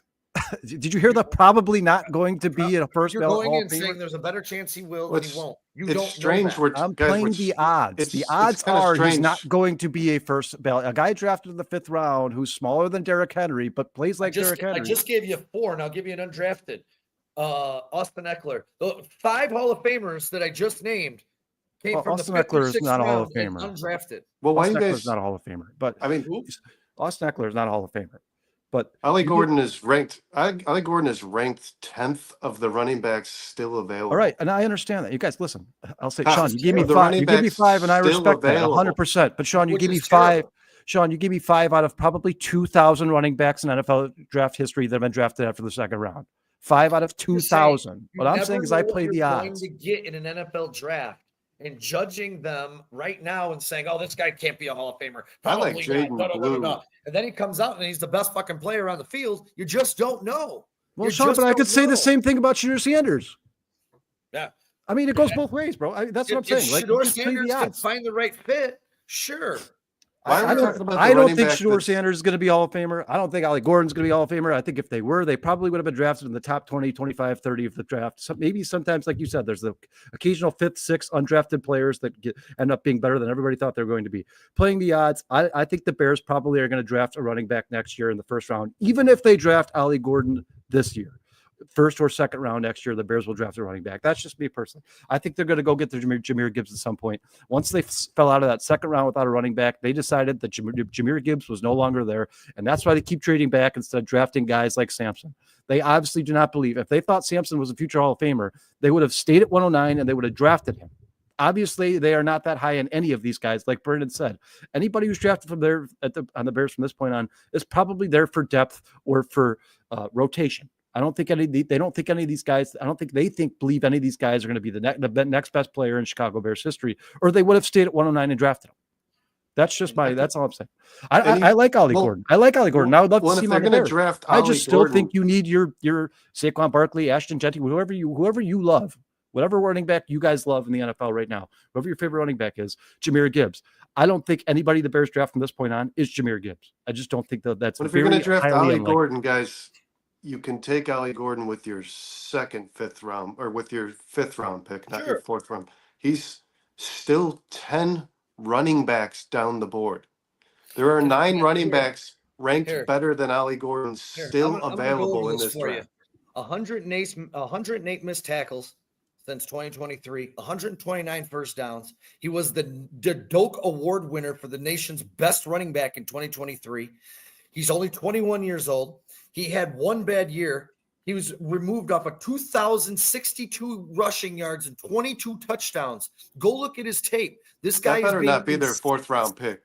I'll be pissed. That guy's ranked like 50 spots away from where they're picking. Insanely underrated in this draft. Listen, You guys were goo gaga over a guy by the name of Ashton Genty who ran for 2,000 yards. This guy was in a Power 4 conference, ran for 22 touchdowns and 2,000 yards. And everybody was goo gaga over Ashton Genty. Get out of here. Sean, Ben when Johnson did anybody was say goo-goo-gaga. Ollie Gordon sucks? Did you hear anybody say Ollie Gordon sucks? I'm saying Nobody said that. Apparently everybody does because he's not drafted yet. Sean, if you're saying draft, I don't know what the NFL GMs think about him. I have no idea. I'm saying that there's still good running backs to be had in this draft for the Chicago Bears. And if Ollie Gordon or a Devin Neal or one of these guys ended up on the Bears, does not make DeAndre Swift a 3-down back for the Chicago Bears, because I think both of those dudes. I don't think they should draft a running back. That's what Brandon right now. Sean, that's what Brandon said. That's exactly what he said. He said any of these guys who get drafted are going to be part of a rotation. That's what he said. No. That's how he said started. They're not going to be the eventual. Brandon just said a little bit ago, DeAndre Swift is our 3-down running back on this team. No, I said you're not going to get your eventual 3-down back in this draft any longer. And you don't know that. You don't know that. I don't, but I also don't know. You guys, we don't know anything. I mean, we don't know. Colston Loveland might be a bust. Nobody knows. Nobody has any idea. There's a good chance Colston. There's a chance it's good somebody in the first round. There's a good chance somebody in the first round of the NFL draft is a bust. Absolutely. We saw Mitch Trubisky. We've seen it in Shea McClellan. We've seen it in Gabe Creaney. We've seen it in Chris Williams. We've seen it in a ton of Kevin White. Tons of players. Tons of players. Malachi Moore is gone. Malachi Moore was just picked to the Jets. And Jalen Lane, Jaden Daniels just got another deadly weapon in Jalen Lane. I don't think the Bears are going to take based on where the running backs are projected. I don't think they're going to take one at 132. It'd be a reach on every player that's left. Yeah, Bears I'll fan. tell you. Bears fan for life. We were just talking about the Bears did visit with a guy named Sebastian Castro out of Iowa. He's a safety, and he is still available in this draft. So that's potential for the Bears' next pick right there, because obviously we all know the health issues surrounding Jaquan Brisker. He's had now multiple concussions in his career. He missed almost the entire season last year, basically halfway through the Panthers game on. So safety is definitely something I want to keep their eye on. But yeah, Sean likes Ollie Gordon a lot.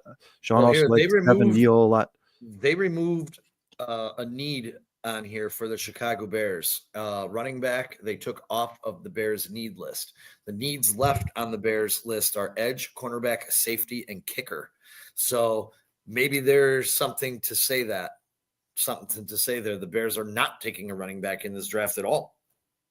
Well, what do you mean they? Who's they? I'm watching NFL Draft Tracker right now on my phone. The running back was on the Bears need list. It is no longer on the Bears need list. So, well, that's weird that they would just like all of a sudden they had running back on their need list. They didn't draft running back, and all of a sudden it's gone. It doesn't make I think maybe based on the research and the players that the Bears were looking at, although Brashard Smith is still there and he was a top 30 visit for the Chicago Bears at 132, could very well be a pick. And we're about to find out because the Bears are on the clock as we speak. So we're going to find out in a matter of seconds what the Chicago Bears are about to do, and we can end all the arguments. If it's a running back, it's probably going to be someone we didn't even talk about. Yeah, I mean, whoever they pick at this point, I'm probably gonna have to do some research on. I haven't been looking into the. I don't think they should take a running back here anymore. I think they should wait. I still like them taking a running back, but I don't like them taking a running back here based on who's left. Before they make this pick, what would you guys think of edge rusher? I believe out of Purdue. Or no, I think he's Purdue or Jared Ivey. I can't remember if he's Purdue or Mississippi. Yeah, he's huge. Because they need to address an edge. I think he's out of Ole Miss. Ole Miss. This late in the draft, I think that's a steal. I think that's he's a steal. 6'6", 275. It would just piss me off that they traded away their pick, which could have been Jack Sawyer, to go draft Jared Ivey. Like, listen, at some point, I know the Bears have to add as many young rookie contracts as they possibly can, because they're gonna have to start paying a lot of guys a lot of money, but you can't continue to pass on surefire talent to take developmental players because you don't feel it, because you need as many rookie contracts as possible, guys. How many we talked about Travis Gibson, right? The Bears told us Travis Gibson was going to be great. 4th, 5th round defense end. We talked about who's the guy that they had their last year. They've had it for the last 3 years. Sean, probably a cut candidate. What's his name? Robinson. Dominic Robinson. Yeah. And then last year you go draft Austin Booker in the 5th round. And now we're like, oh, is Austin Booker going to be good? Nobody knows. He could be. He has the trades. How many times are we going to do this, guys? How many times? What if the Bears trade back here? I was going to say, do you guys think there's a possibility that they believe in Austin Booker and that's a reason why they did not draft an edge in this draft? I would hope they believe in Austin Booker. I mean, they only saw 1 year of him. I would hope they believe in Austin Booker. You just traded back into the 5th round last year to acquire him. You better believe in Austin Booker. If not, the Bears just made a pick because they just showed their war room. And oh my God, they kept their pick. I thought maybe they trade back with the Bills. No, the war room is up and they're all shaking hands, but nothing. It doesn't. Unless they're shaking hands over a trade. that could be. That could be. We did it. We got it done. They traded into the 8th round. They got 2 undrafted free agent slots for the 132nd pick. You guys want to hear some funny? By the way, Clay Matthews can kiss my ass for the way he. Oh, that was funny though. Funny to who? Just how what he was just being humorous, man. He was just trying to appease. Clay Matthews can kiss my ass. You guys, we've heard Clay Matthews.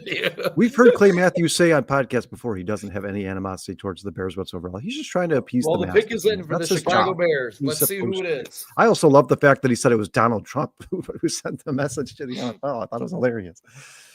With the 132nd pick in the NFL draft, and then we'll get into Shamar Turner, and then we could put a bow on this thing. Depending on who the Bears pick here. I think it's Castro. Their pick is in. Come on. Nobody in the chat ruined this. I'm waiting here. Dustin said, who do you guys think the pick is? I said, I think it's Castro. I'm going to go Jared Ivey. John says Jared Ivey. I'm going to go. Can't have enough. I'm going to go Dawkins. I'm going Dawkins. Brent's going Brian Dawkins, comes out of retirement. Here's the Bears selection. She's walking up to the podium. Yeah, that means it's going to be another 6 minutes before we know the Bears selection, dude. They draw these drafts out so long. It's so long. Oh, nope. She's about to say it. I'm reading her lips. Nope, she dropped the card. She dropped the card. Oh, they took it off. Oh, God. A linebacker, Reuben Hypolite. I don't know who this guy is. Hyppolite, the second. Not gonna. 5'11" and a half, 240 pounds out of Fort Lauderdale. Jesus. What? He's 5'11", 240 pounds? Yep. They're showing his highlights right now. Are you sure it's not a defensive we can break him tackle? down, but I got to do some research on this guy. He's not even listed. He's not listed. Yeah, he's not on Draft Buzz.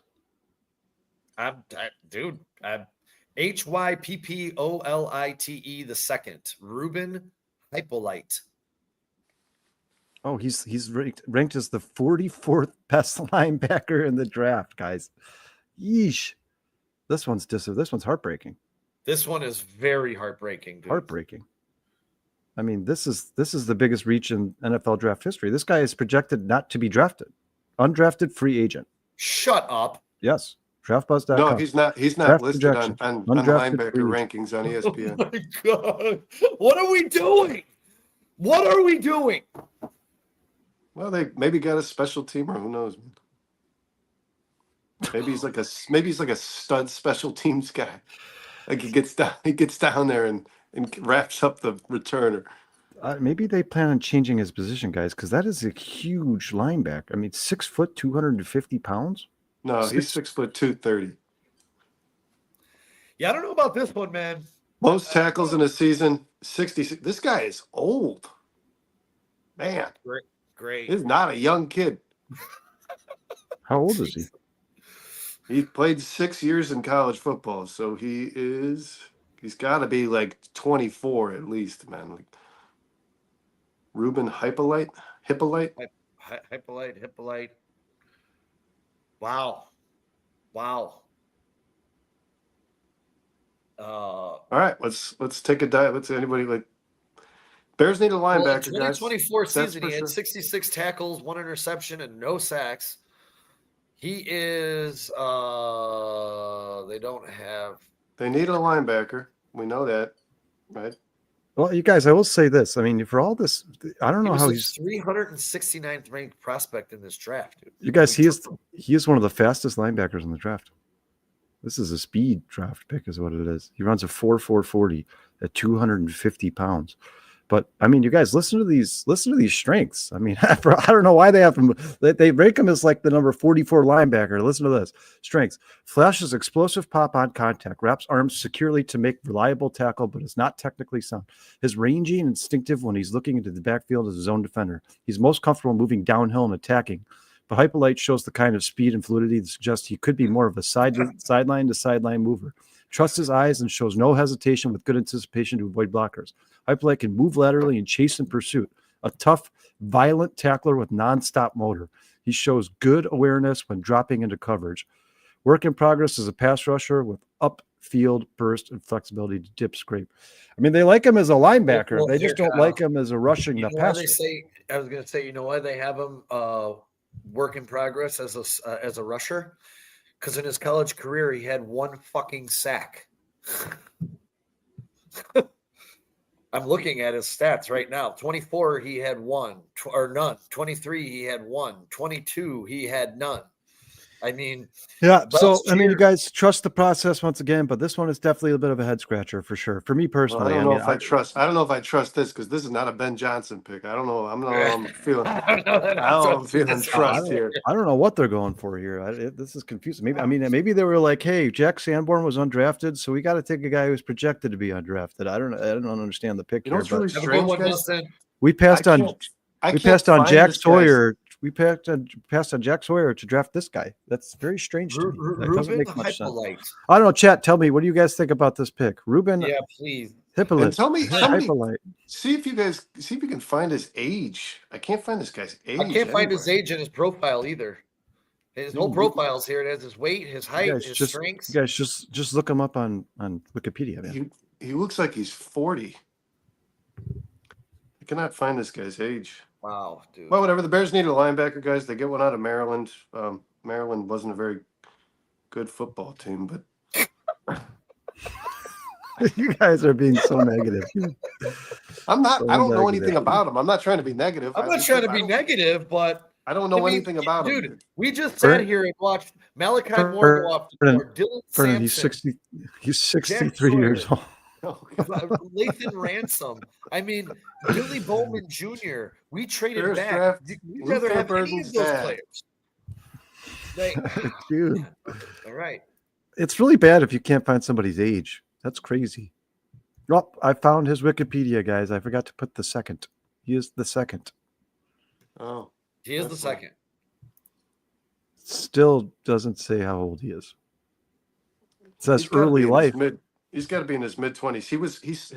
He was a freshman in college in 2020. I mean, but if you can't find how old somebody Scott is, says NFL Network said he's a 7th round flyer at best. Wow, dude. And he's not going to be. I mean, this is clearly a. Sean Burnett. I have to imagine that this is a Dennis Allen pick. I mean, you have to. I mean, why? I don't think that Ryan Poles knows anything about this. I think this is. What did Lindsay say about Jump Street? Because this guy looks like he's 45 years old. This guy pretended to be. He's from the Jump Street division. This is ridiculous. Who is this guy? This is like a joke. I don't know. Illinois Joint says Poles is smarter than everyone. Don't forget. Yeah, I guess. I think it comes with a bit of sarcasm on that one. I mean, I would imagine Dennis Allen had some say in this, but can I tell you this? One of my favorite wide receivers in this draft just went to the damn Chiefs, dude. Jalen freaking Royals, dude. This kid is a stud, dude. All right, you guys want to hear some more heartbreaking coverage on Hypolite? It says while it goes over his statistics as in tackling in the run game, and it says while in coverage, Hypolite II made no pass breakups, no interceptions, and allowed a QB rating of 90.1 when targeted. Hey, Trax, we're not questioning Dennis Allen, but I'm definitely questioning this pick. When you everyone have says to. he's an You have to. I undrafted mean, you have to. 7th-round flyer at best, and you look at him and his number, he had 66 tackles in his college career last year. That was last year. That was his high for his career.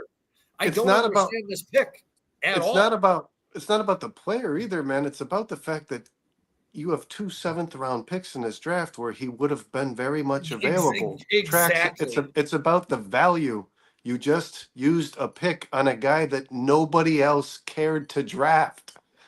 This guy could have potentially been there after the draft was over. You only get so many picks. So Yes, I'm with you, Brandon. this is concerning. Brendan, you're right. You could have just waited till the end or the 7th round and drafted this guy. I mean, nobody even knows who this guy is. Let's say the Bears love him and they get him in the 7th round. I'm not going to say a word about it. When you're taking this guy with your 4th round pick that you traded draft value away to get, you traded draft value away to get this guy. Maybe if he turns into Lance Briggs or something, we're deleting the show forever. I don't think this guy is Lance Briggs. Maybe there's a player who's 1 letter away from the name Hypolite that they meant to put on the card, and they just it's supposed to be Hypolite. Oh God! Who is? How can the internet not have his age? I don't know. He looks like he's as old as Ruben Studdard. This guy looks old. I've seriously, for a 4th round pick in the NFL draft, I've never seen such little information on the internet about something. This is insane. Like you don't. There's some YouTube. There's some post game interviews. You guys chime in. What do you guys think? Romy just said it's a bad pick. I think we're with him. The value of the pick is bad, guys. No matter what, this guy could be a good 100%. player. The value of this pick is bad, and let's say he ends up being a 4th round talent. It's still bad. Because nobody else in the NFL draft was looking for Ruben. You guys look at this. You guys look at this. It has all of his collegiate accomplishments here. It says, as a freshman, as a sophomore, as a junior, as a senior, as a senior, as a senior. He had 3 senior years. Yeah, this guy's been around for a long time. Like I said, his freshman year he was I think a redshirt in 2019. So this guy's. You're talking about a 25-year-old player here, at least, for sure. I'm guessing a 25-year-old player. And again, Trax, this guy could end up being a 1st round talent for all anybody knows. The problem is, though, nobody was going to draft him before probably the 6th round. I can't believe I'm saying this, guys, but I honestly, I mean, if you talk about just his speed, I think this guy is drafted for special teams. I really do. I think that's why this guy was drafted. I think I'm going to tell you this right now. Richard Hightower's doing a happy dance right now. If you're drafting special teamers in the 4th round, this shit's still broken, man. I mean, oh God. All right, sorry guys. I don't want to be too long. I'm watching to come in and be like better than Jack Sanborn, but I just don't. It doesn't make sense to me. That's all, guys. The pick just doesn't make sense to me personally. That's all. And I don't understand how there's not a single website in the world that could list his age. Like nobody knows when this guy was born. I'm gonna Wikipedia doesn't have his age. His age isn't even on ESPN, man. I just Googled it on you guys. ESPN. PFF has him as an average backup or special teamer. Yeah, dude, his whole biography tells everything about him except for his age. This is weird. Very weird. Very weird. Let's see. I'm on the University of Maryland. It's all speed. This is a speed pick. Drax is right. This guy was drafted for his speed. That's why he was drafted. He's for his size. He's very fast. Maybe Maryland. I mean, I'm on Maryland's website. They don't have his age either. They have his high school, his major, his Instagram, his Twitter handle, his height, his weight, his class, his position. No age. That's really weird, dude. Oh, here I'm on a sports SB website here. They're talking about him at Maryland. It says that he could, if he lost weight, he could become a nickel in the NFL. Okay. So this guy's like a hybrid. Hey man, like he could be Ryan Pohl's father. So I just found a thing with his age. Your dad work here? And there's just a slash mark. It says age/mark. This guy doesn't Yeah, it's very exist. str- it's- it This is- guy- it is very- He doesn't it's very exist. We just drafted strange. nobody. It's very strange how little there is about this guy, man. It's very strange. How did the Bears find out so much about him? Like, Did he have a visit? no, not that I know of. No. Hell no. Hell no. That's just well. I mean, the Bears got a linebacker. This clearly isn't a guy who's going to be playing alongside Edwards and Edmonds at any point in any game. I would imagine he's a depth piece, but If he is, maybe we're in big trouble. maybe the speed does bring an element to special teams the Bears feel like they were lacking. Richard Hightower's also got a voice in this room, guys. I don't want to beat this up too much. Oh no, Sean! It says here his freshman season he did have a lot of success rushing the quarterback. They changed his position. His freshman season, he was playing in a very severely limited. He only played 125 snaps. He had 4 QB hurries and 2 sacks in the season, and 6 quarterback pressures in a very limited role. And 125 sacks. That's 125 snaps total. That's not 125 snaps rushing the passer. This guy, they might believe this guy is just a pass rusher. All right, well, let's get into. Well, he's okay. Well, let's get into the Bears' last pick. Let's get into Shamar Turner here really quick. Yeah, please. Let's get into Shamar. I don't know who this guy is. I've not. You guys have listened. I cannot tell you guys how many endless hours of draft research I've done in the last month, like nauseum, like almost sick over it. I've never heard of this person in my entire life. I have no idea who this guy is. Well, no, I didn't know he existed on the planet. I'm with you, man. He was named Maryland's Defensive Player of the Year. Is Maryland a good football team? By who? Helen Keller? Who named him? They have a bowl game? Year, dude. No, I don't believe so. Okay. All right. Well, Shamar Turner, my friends, welcome to Chicago, Mr. Turner. Turner coming into before the Senior Bowl was a likely top 50 pick. He had to pull out of the Senior Bowl after learning he had a stress fracture in his that he suffered during the season. He had a rod inserted into his foot and leg. They're saying it never fully healed. So we'll see how that works out. They did say he played all season on it. He was advised it would have no impact on his leg for 3 or 4 weeks to stay off it for 3 or 4 weeks. He planned to go to the combine, but it didn't work out, obviously. And he didn't participate, but he is 6'4", 300 pounds. I think he's actually dropped 10 pounds. He looks really lean in that picture. Yeah, I think his new size was 290 or 289. I saw yesterday. But they said scouts say he's good size and length for an NFL defensive tackle. Quick off the ball, accelerates off the line, will get off, penetrate. When he lifts his hands straight up off the ground and keeps them tight, he has strength to win at the point of attack, get extension off a block, solid athlete.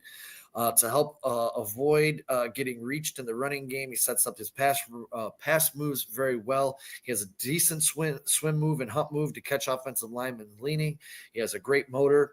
His negatives: plays with high pad level too often, a narrow base when taking blocks, resulting in him getting washed inside against down blocks, double teams. Poor use of hands, inconsistent, and how quickly he gets his hands up, and often has wide placement to expose his chest as a run defender and pass rusher. His bull rush is ineffective due to his high pad level. They basically say that this guy is a transitional piece, although they did say a rotational piece, although they did say he was could have been a top 50 pick if he wasn't injured. So obviously having no combine, no pro day due to this injury helped him. I'll tell you, out of all of these picks that the Bears had, I hate that 2 of them had major surgeries coming into this draft. This guy's another one. And obviously Colston Loveland had a shoulder rebuilt. Although they said there will be no ill effects and he'll be ready. He will not have rookie training camps and stuff like that, which are pivotal for rookies. But let's just stick to Shamar Turner. What do you guys think of this guy coming to Chicago on our defensive line?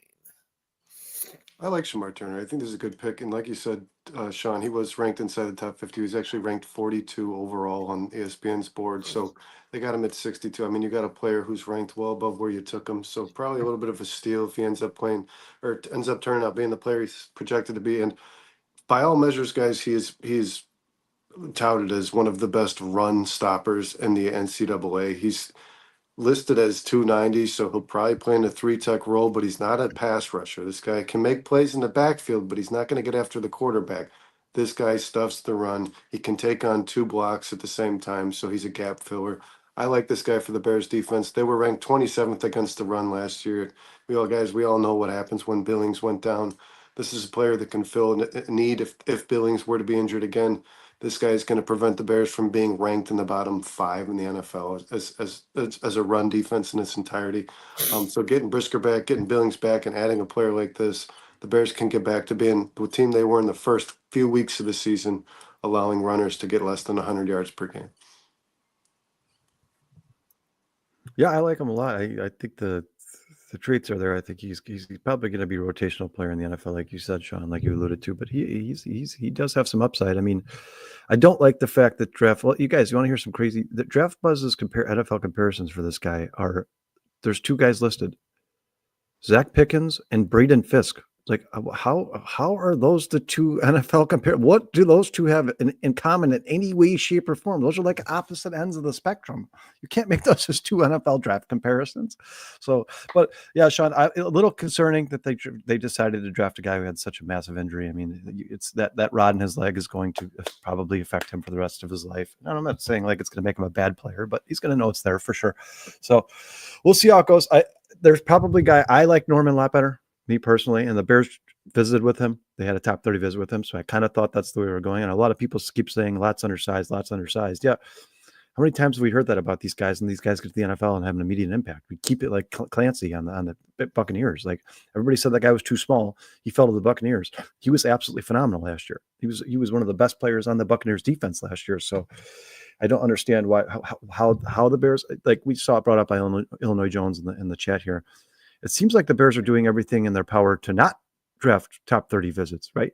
We've seen them pass on a ton. Guys, I Googled this. I Googled this morning how many of these players the Bears have drafted so far were top 30s. Google states all 4 of these players were top 30 visits for the Bears. These were not so maybe published. they were guys considered, visited with the Bears. Well, maybe they were considered local visits because they don't have to report those. Yeah, because they were not reported. Well, Colston Loveland was for sure because he's from here, isn't he? I don't think I thought Colston Loveland was from California. They do a lot of cattle farming in California. I don't think so many. He's from Idaho. Idaho. Colston Loveland's from Idaho, I'm pretty sure. Yeah, so he wouldn't be a local visit. Colston Loveland. I don't think the Bears had a top 30 with Colston Loveland. I don't think they did either. Like I said, I Googled it this morning and it said the Bears visited with all 4 of these players. Yeah, maybe not just top 30s. Yeah, they went to Michigan's Pro Day, so they definitely talked to Colston Loveland, no doubt about it. There's no doubt about it. No, he's from Washington. That's for but they weren't top 30 visits though. They weren't top 30 visits. They were just visits, which is fine. But it's just weird to me that the Bears had all these top 30 visits.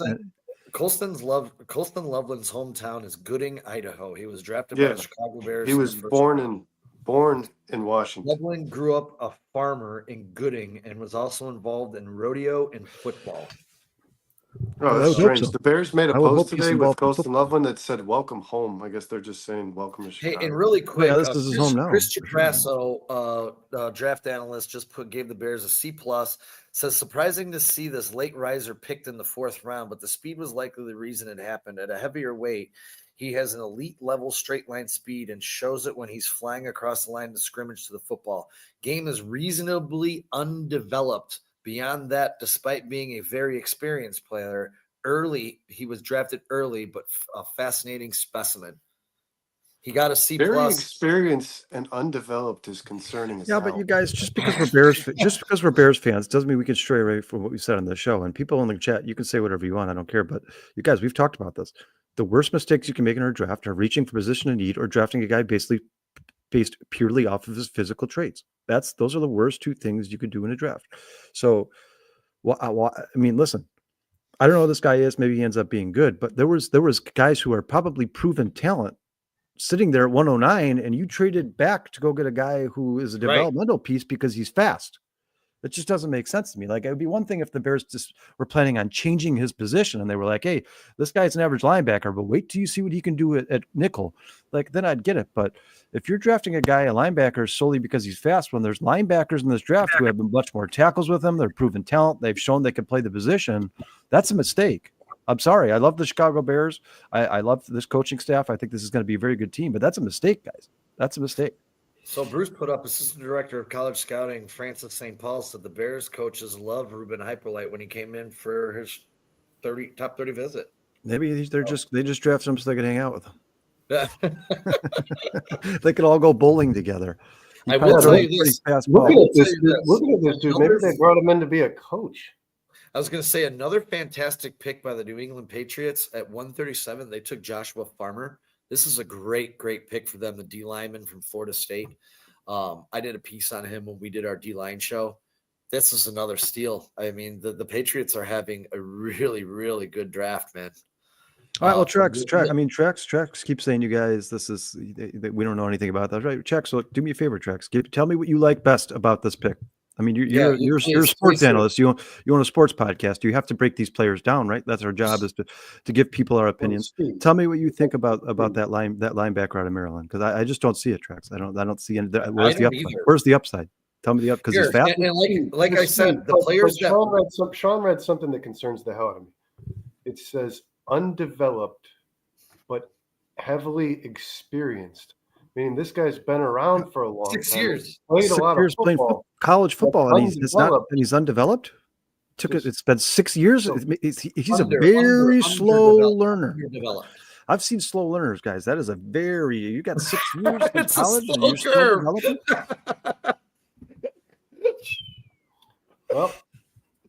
Well, here, and this is what I'm saying, and again, people in the chat, you say what you want. When the Bears traded away that pick, there were plenty of players that the Bears could have had that went after that pick, like, say, C.J. West, Cody Simon, Billy Bowman, Lathan Ransom, Jack Sawyer, Kyle Kennard, Dylan Sand. All these guys are immediate impacts for your football team. All the guys you just said are going to have an immediate impact for the teams that they were drafted by.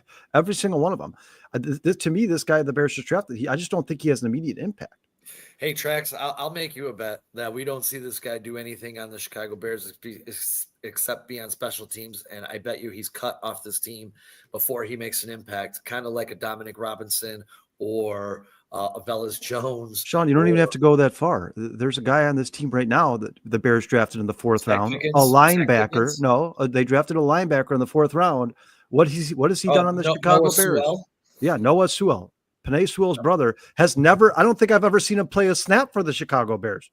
A linebacker taken in the fourth round based off of his speed and potential. It's almost the same pick.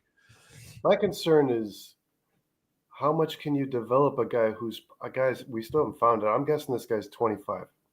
How much can you develop a 25-year-old football player? I mean, like, it's not like by the time this guy's developed and able to fill a starting role, he's not just what is this guy, 30? By the time you're like, oh, he's the player we were hoping he's going to be. I mean, linebackers take a lot of abuse in this league, man. These guys aren't playing until they're 45 years old. Yeah, you guys, we're Bears fans. We're biased. But we're here to think with our brains, not our hearts. Listen, I hope this guy ends up being the best linebacker in the NFL. I'm a Bears fan. I'm going to root for him, no doubt. I'm not making fun of the guy personally. I don't know him. He's probably a very good dude. Obviously, Bruce said they brought him in for top 30, and they were very impressed with his character. But listen, this is not a charity. It's a business. You're not drafting guys on character, solely on character. You're drafting guys who are good on a football field. And it seems to me so far, guys, in his collegiate career, he wasn't very good on the football field. Now, like I said, maybe the Bears plan on changing his position, or maybe they think special teams is that important. But this is not a guy I take in the fourth round. I mean, obviously, I think it's clear and evident that this guy would have fallen to the fifth or sixth round, and you could have got him there. Hey, Trax, I'm not saying special teams can't make an impact, but I'm not drafting special teams in the fourth round of the NFL draft. I can tell you that right now. Yeah, which we did it last year. We did that last. How many fourth round picks are we giving to special teams? Our only concern with this pick is where he was drafted, not the player. Yeah, correct. Yeah, it's not correct. I don't know anything about him. I don't know anything about him either, but I'm with Brandon.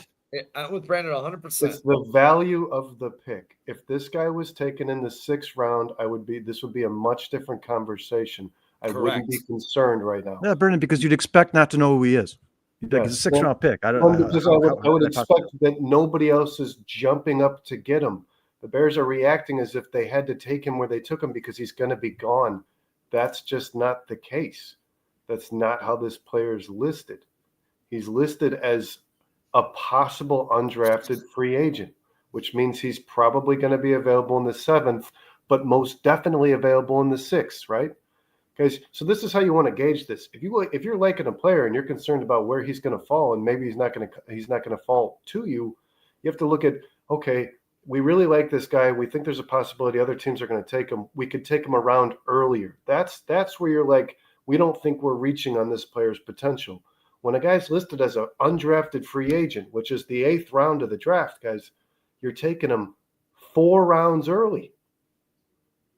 Like this is. Yeah, and Trax, never once have I ever said I hate Colston Loveland. I don't know Colston Loveland. I know nothing. I don't know him. I've never hung out with him. I hated Colston Loveland at 10, and I still do. I'm not going back on that. Say that. Yeah, I that's a reach. To me, that is a reach. Colston Loveland at 10 for me is a reach, guys. I've said that since day one. I said that 2 weeks ago on this podcast when there were rumblings about Colston Loveland being drafted at 10. That's a reach. And there's a lot of draft experts who have come out and said the Bears reached.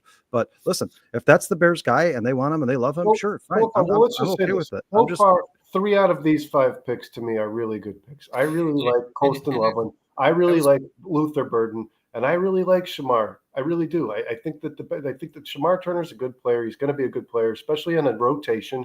He's not going to be an every down player on this team. Where I'm lost a little bit, guys, is Trapilo, and this pick to me just makes no sense because your 2 linebackers are your 2 linebackers. You're not going to play in a 3 linebacker set. Even in Dennis Allen's defense, these 2 guys, Edwards and Edmonds, are going to be in the field most of the time. And B, once again, well, you will occasionally play in 3. Everybody's out there watching this right now, guys. You don't take a potentially undrafted player and draft him in the 4th round. You don't. We were flabbergasted by Tory Taylor in the 4th round, and he might have actually been gone before the Bears got him in the 5th. There's no way this guy is selected. Hey, Brando, let me ask Rex this question since he's defending Hypolite so much. You just asked why Miles Frazier, from all accounts, a very decent guard from a very strong program at LSU, is still available. With that 4th round pick, would you not rather have Miles Frazier over Hypolite? Because I'll tell you, I sure would have. A development guard that could fill in over the next couple of years in case you have injuries or Tooney doesn't resign. Or Jonah Jackson misses time. I'd much rather have Miles Frazier in the 4th round than this guy. I can tell you that. And look, the Vikings just took Tyrone Ingram Dawkins off the board from Georgia, the edge rusher. Or no, not the edge rusher. Well, he's an outside linebacker who can also fill in as a defensive tackle. But this is a player who the Bears could utilize today on the field most often. You know what I mean? Like you're talking about, like this Hypolite guy might play 15% of your snaps on defense. I love Dante's sense of humor. He says, on the bright side, Kyle, Trapilo looks like Matt Pryor. He really does. Like Dustin says, Hypolite sounds like a sports drink filled with electrolyte. I feel bad because now I feel like we're sitting here making fun of the guy himself. Maybe Hypolite is a good player. He might not be a good player. I don't know. Maybe the Bears see something nobody else saw. But generally when GMs take picks like this, it's them being too cute. It's thinking they're the smartest guy in the room. There's a reason that everybody else had this guy in the 5th, 6th, 7th, or undrafted. The fact that the Bears took him in the 4th, it's a reach. You can say whatever you want about the guy. Maybe he ends up being very good. But that's might be a team with his speed that he brings. Define reach. There might have been a team right now that was like, damn. We thought we were going to get this guy in the 6th. That's the point. No other team was jumping over others to get to this guy in the 4th round. That's where you have to be realistic about the value of the player based on where you pick him. You're not going to take Hypolite with your the 10th overall pick in the draft, right? Why aren't you going to take a guy like Hypolite with the 10th overall pick in the draft? Because nobody else was. Do it. And here, You guys as you're saying this, Trax, he was drafted to replace Sanborn. What was Sanborn? When was he drafted? Oh, wait a minute. He wasn't. So it doesn't make sense that you're drafting a guy in the 4th round that everyone says is a 7th round or undrafted free agent to replace a guy that was starting as an undrafted free agent. That's all I'm saying. I'd rather have Miles Frazier on the offensive line. Dustin says the thing the Bears saw that no one else saw was this guy plays football.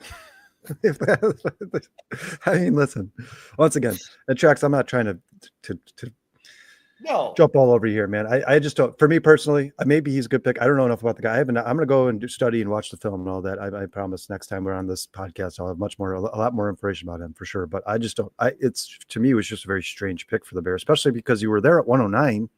The Bears say they keep telling us they have a win now mentality. Then go get a guy you think could help you win now, right? Go get that Jack Sawyer. Go get that running back, one of the running backs we talked about. I don't think this guy's going to help you win now. I think he's going to be a project. I think they're going to try to turn his speed into a position. That's what they're going to try to do. That begs the question even further. If he's not going to help you win now, if this guy's going to help you win in the future, when he's on a walker, this guy has got to, unless he was. I mean, let's say 2019 is a red shirt. Let's say he's 18 years old. This guy is 24, 25 years old. I don't know. I don't know. This guy's. We can be critical of the Bears. Not everything the Bears do is good. It doesn't matter if the head coach or not. We can be critical of the Bears. This pick doesn't make sense. And if you watch the draft grades come out, the pros are probably going to say, yeah, I'm giving this a D+, because this is just not a guy who you couldn't have gotten later. That's the point. It's not the player's potential. It's not what he's going to be in the NFL. It's where you could have got him. That's what's going to bother everybody who grades this pick. Somebody right now is saying to Ryan, like, oh, do you think maybe he wasn't going to be there in the 6th, man? I don't like. It's just there's you have to think about the value of the pick isn't how good the player is. It's where you get him. Luther Burden might be the best player in the draft because the Bears got him way later than he should have been drafted, right? That's what you call a steal. A reach is a player who is going to otherwise be on the board later on. Vernon, let's real quick. Kenny Adams, we appreciate you joining us. I don't know if I've ever seen you before. If you're a new time listener, thank you so much for showing up, man. Please hit that like and subscribe button. And Kenny says, guys, the Bears only took 2 players who could possibly help them win now. The rest are just shit. But Kenny, which 2 players are you talking about? So obviously he's not a big fan of Turner. So Loveland, I think he's probably talking about Loveland. And yeah, but I mean, I think all 4 of the first players they took could help them. I mean, if Braxton Jones breaks his ankle game 1 and Ozzy Trapilo ends up playing, then that's the guy who's helping you win football games, right? Yeah. Ozzy. Tight end and wide receiver. He's talking about Burden and yeah, I mean, so he doesn't like, you don't like. Shamar Turner is going to be in the rotation. Yeah, I mean, Turner, I think Turner could be a very good player. There you go. The Seahawks have traded Sam Howell, the 172nd pick, to the Vikings for their 142nd pick, and the Seahawks are on the clock.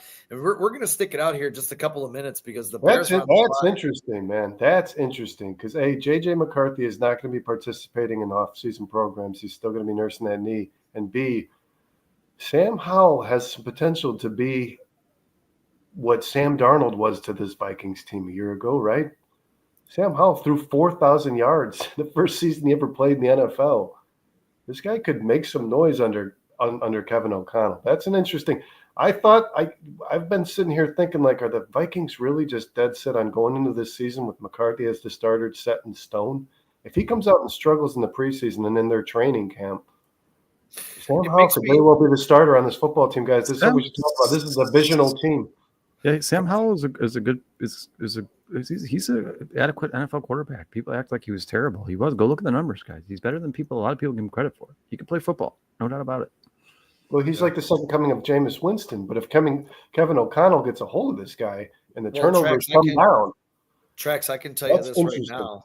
Cody Simon was available, and I'd rather have Cody Simon than Hypolite. Oh, my God, yes. What Cody Simon had like 100-something tackles last year, didn't he? Yeah, he played on a national championship team. And guys, the player that just got drafted to Miami, the Dolphins, took Jordan Phillips, another player out of Maryland, where whatever. Cody Simon was gone, but not at 109. Not at 109, he was. Jordan Phillips out of Maryland is a player the Bears very much. This guy is 6'2", 350. I love Jordan Phillips. Yeah, this is a player the Bears could have benefited from, and he's from Maryland, where they just took Hypolite. I love Jordan Phillips, dude. I talked about him a couple times on a couple different shows. I really like that guy a lot, dude. He's mean. He's nasty. He's a beast of a man. I would much rather have him over Hypolite. Let's get to this Bears next pick. We'll talk about it real quick, and then let's get the hell out of here. Yeah. Which 148? Yeah, they're picking in 5 picks. The Bears are on the clock in 3 picks. Yeah, that's 3 picks. That's 20 minutes away. I mean, no, they're moving fast. Trucks. The Bears traded the 109 pick back. They could have stayed at 109 and drafted Cody Simon. This is Cody Simon's stats last year on one of the most prestigious schools in college.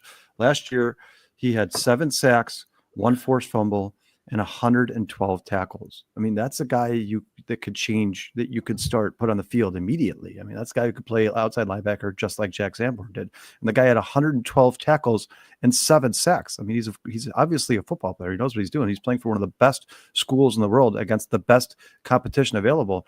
And you trade back for this guy that people are like, oh, this is probably an undrafted free agent or a 7th round pick.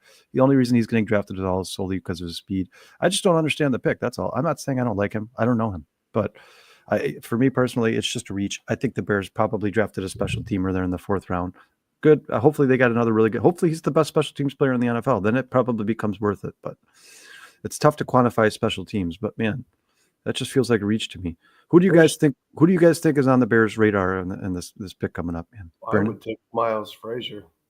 I mean, you've waited so long on edge and running back. You can just wait till the 7th at this juncture. Miles Frazier. If you're talking about Joe Tooney's potential replacement, this guy's 6'6", 320 pounds. He's one of the better guards. He played at LSU, so this guy's played against the best rushers. He's a stud. I really like him. He played all 4 years as a starter. I would like to see Miles Frazier on the Bears at this next pick. I would love that pick. Based on what the Bears are doing, that's not what's going to happen. We're going to see like a kicker or something come off the board here, dude. I don't know what's going on. Shedeur Sanders and Braden Swinson are both still on the board, very much for character guys. These guys are now 30 picks past their projections and past their rankings. Braden Swinson seems to have an attitude too, is what I was reading this morning. So I don't know. I like Brady. I like Braden Swinson, but apparently there's a. What about Cameron Williams? Do you guys like Cameron Williams? I don't know too much about Cameron Williams. So I mean, he was ranked as the 13th best offensive lineman in this draft. I don't think they're taking another tackle, man. I don't. Yeah, that's the problem. How many tackles are you going to put on this football team? As many as possible. As many as you possibly can. I mean, if you're drafting special teamers in the 4th round. Jalen Reed is still available, the safety. I like Jalen Reed out of Penn State. He's a really good player. And then I'm not so high as much on this guy, but you do still have a safety in R.J. Mickens from Clemson. A lot of people like him as well. But Cameron Williams projected to be a 3rd round pick. I mean, that would be a great value pick for the Bears. I mean, this guy. I'm picking Miles Frazier here with this pick. Miles Frazier or Jake Majors are probably the two I would project. I would probably go Jake Majors first because I think you need to get a backup center in development as quickly as possible.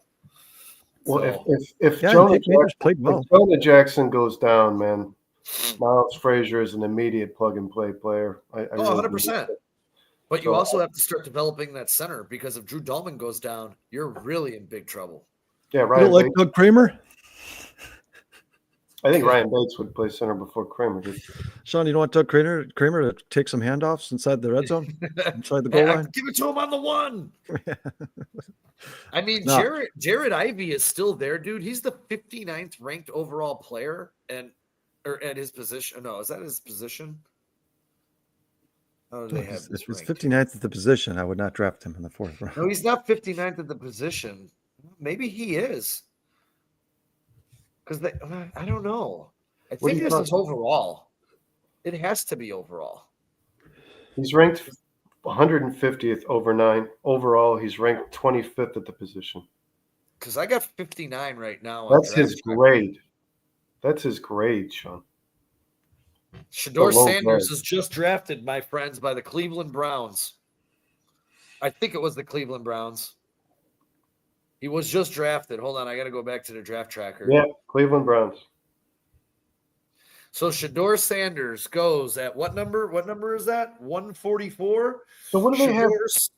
They now have Deshaun Watson, Kenny Pickett. What other quarterback did they already take? I don't know, but you know what? I think they took him because they don't plan on having him pass too much with all those running backs they're drafting. So that might be a good thing for him. I think they already took a quarterback in this draft, dude. Yeah, they still have Deshaun Watson. Deshaun Watson's still on the roster. He's not going anywhere. They have to pay him. They've drafted Cunningham's Mason not gonna- Graham, Carson Schlesinger, Judkins, Harold Dylan Fan- Gabriel. Oh, they took Dylan Gabriel, Samson. Hey, you know what? You can never have enough quarterbacks, right? We've One of said them's that. going to pan out. We've said that about every position on the field. They traded to acquire Kenny Pickett. They drafted Dylan Gabriel in the 3rd round, and they just drafted Shador Sanders, and they're paying Deshaun Watson $200 million guaranteed. What the hell is this team doing, dude? And then they drafted Quinshon Judkins and Dylan Sampson. So the Browns just looked at their positions of need, and we're like, we're going to take 12 of each of them. I don't understand what's going on there, man. That means they've spent 4 picks on quarterbacks and running backs. Mason Graham, from the Mason Graham pick and the trade out to take the Jaguars trade haul, I was like, man, this team's killing it. Then they took Schlesinger, who I don't love. Sean, I know you like him a lot. Then they took George Judkins, and I was like, this team is really killing it. Now I don't know what the hell this team is doing. I really don't. They're confusing the hell out of me. 2 running backs and 2 quarterbacks doesn't make sense on a team that has a lot of needs. They also lost some offensive linemen over this offseason. I don't know what the hell they're doing there. I don't know. Yeah, and they got a new tight end. Who was their tight end last year in Cleveland? Oh, they got David Njoku, who for all intents and purposes is a damn good tight end. They're going to play at 12 tight. They're going to play 12-man per 2 tight end sets, so that's fine. I agree. I agree with you, Romy. Browns are going to Brown. They're always going to be the Browns. Yeah, All right, man. I'm confused about that. Shador Sanders and Dylan Gabriel.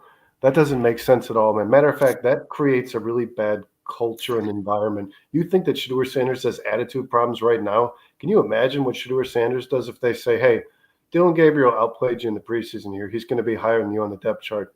That is going to blow the hell up. I don't know. I'm with you, dude. Yeah, at this juncture, man, this says to me, and I don't know how you're going to do it because the money's there. You got to cut Deshaun Watson.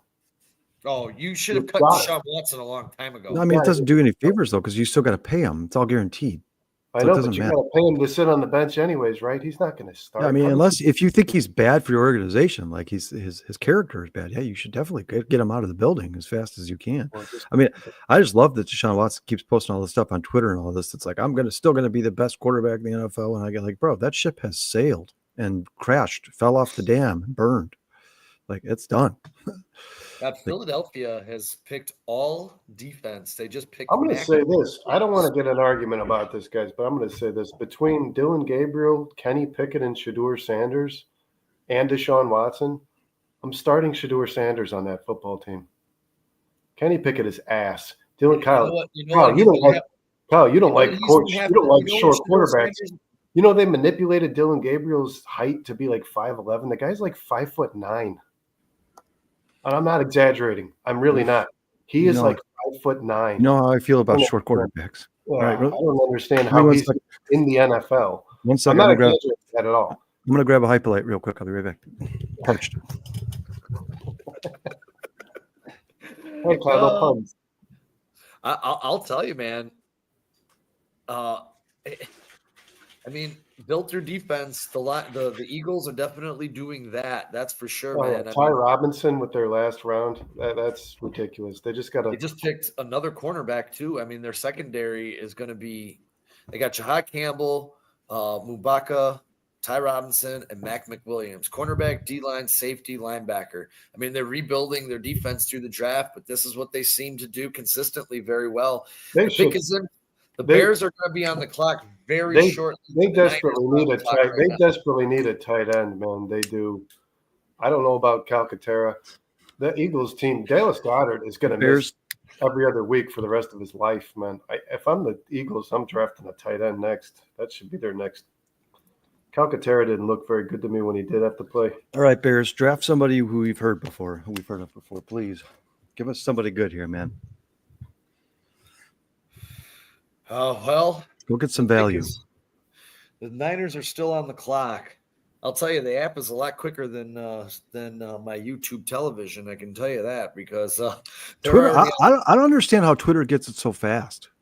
How does Twitter get the pick so fast? I think because they're there live and they just pop it out. But I mean, it's not just their live, man. They got to be like in the back, and then backstage. What if? Let's hear me out.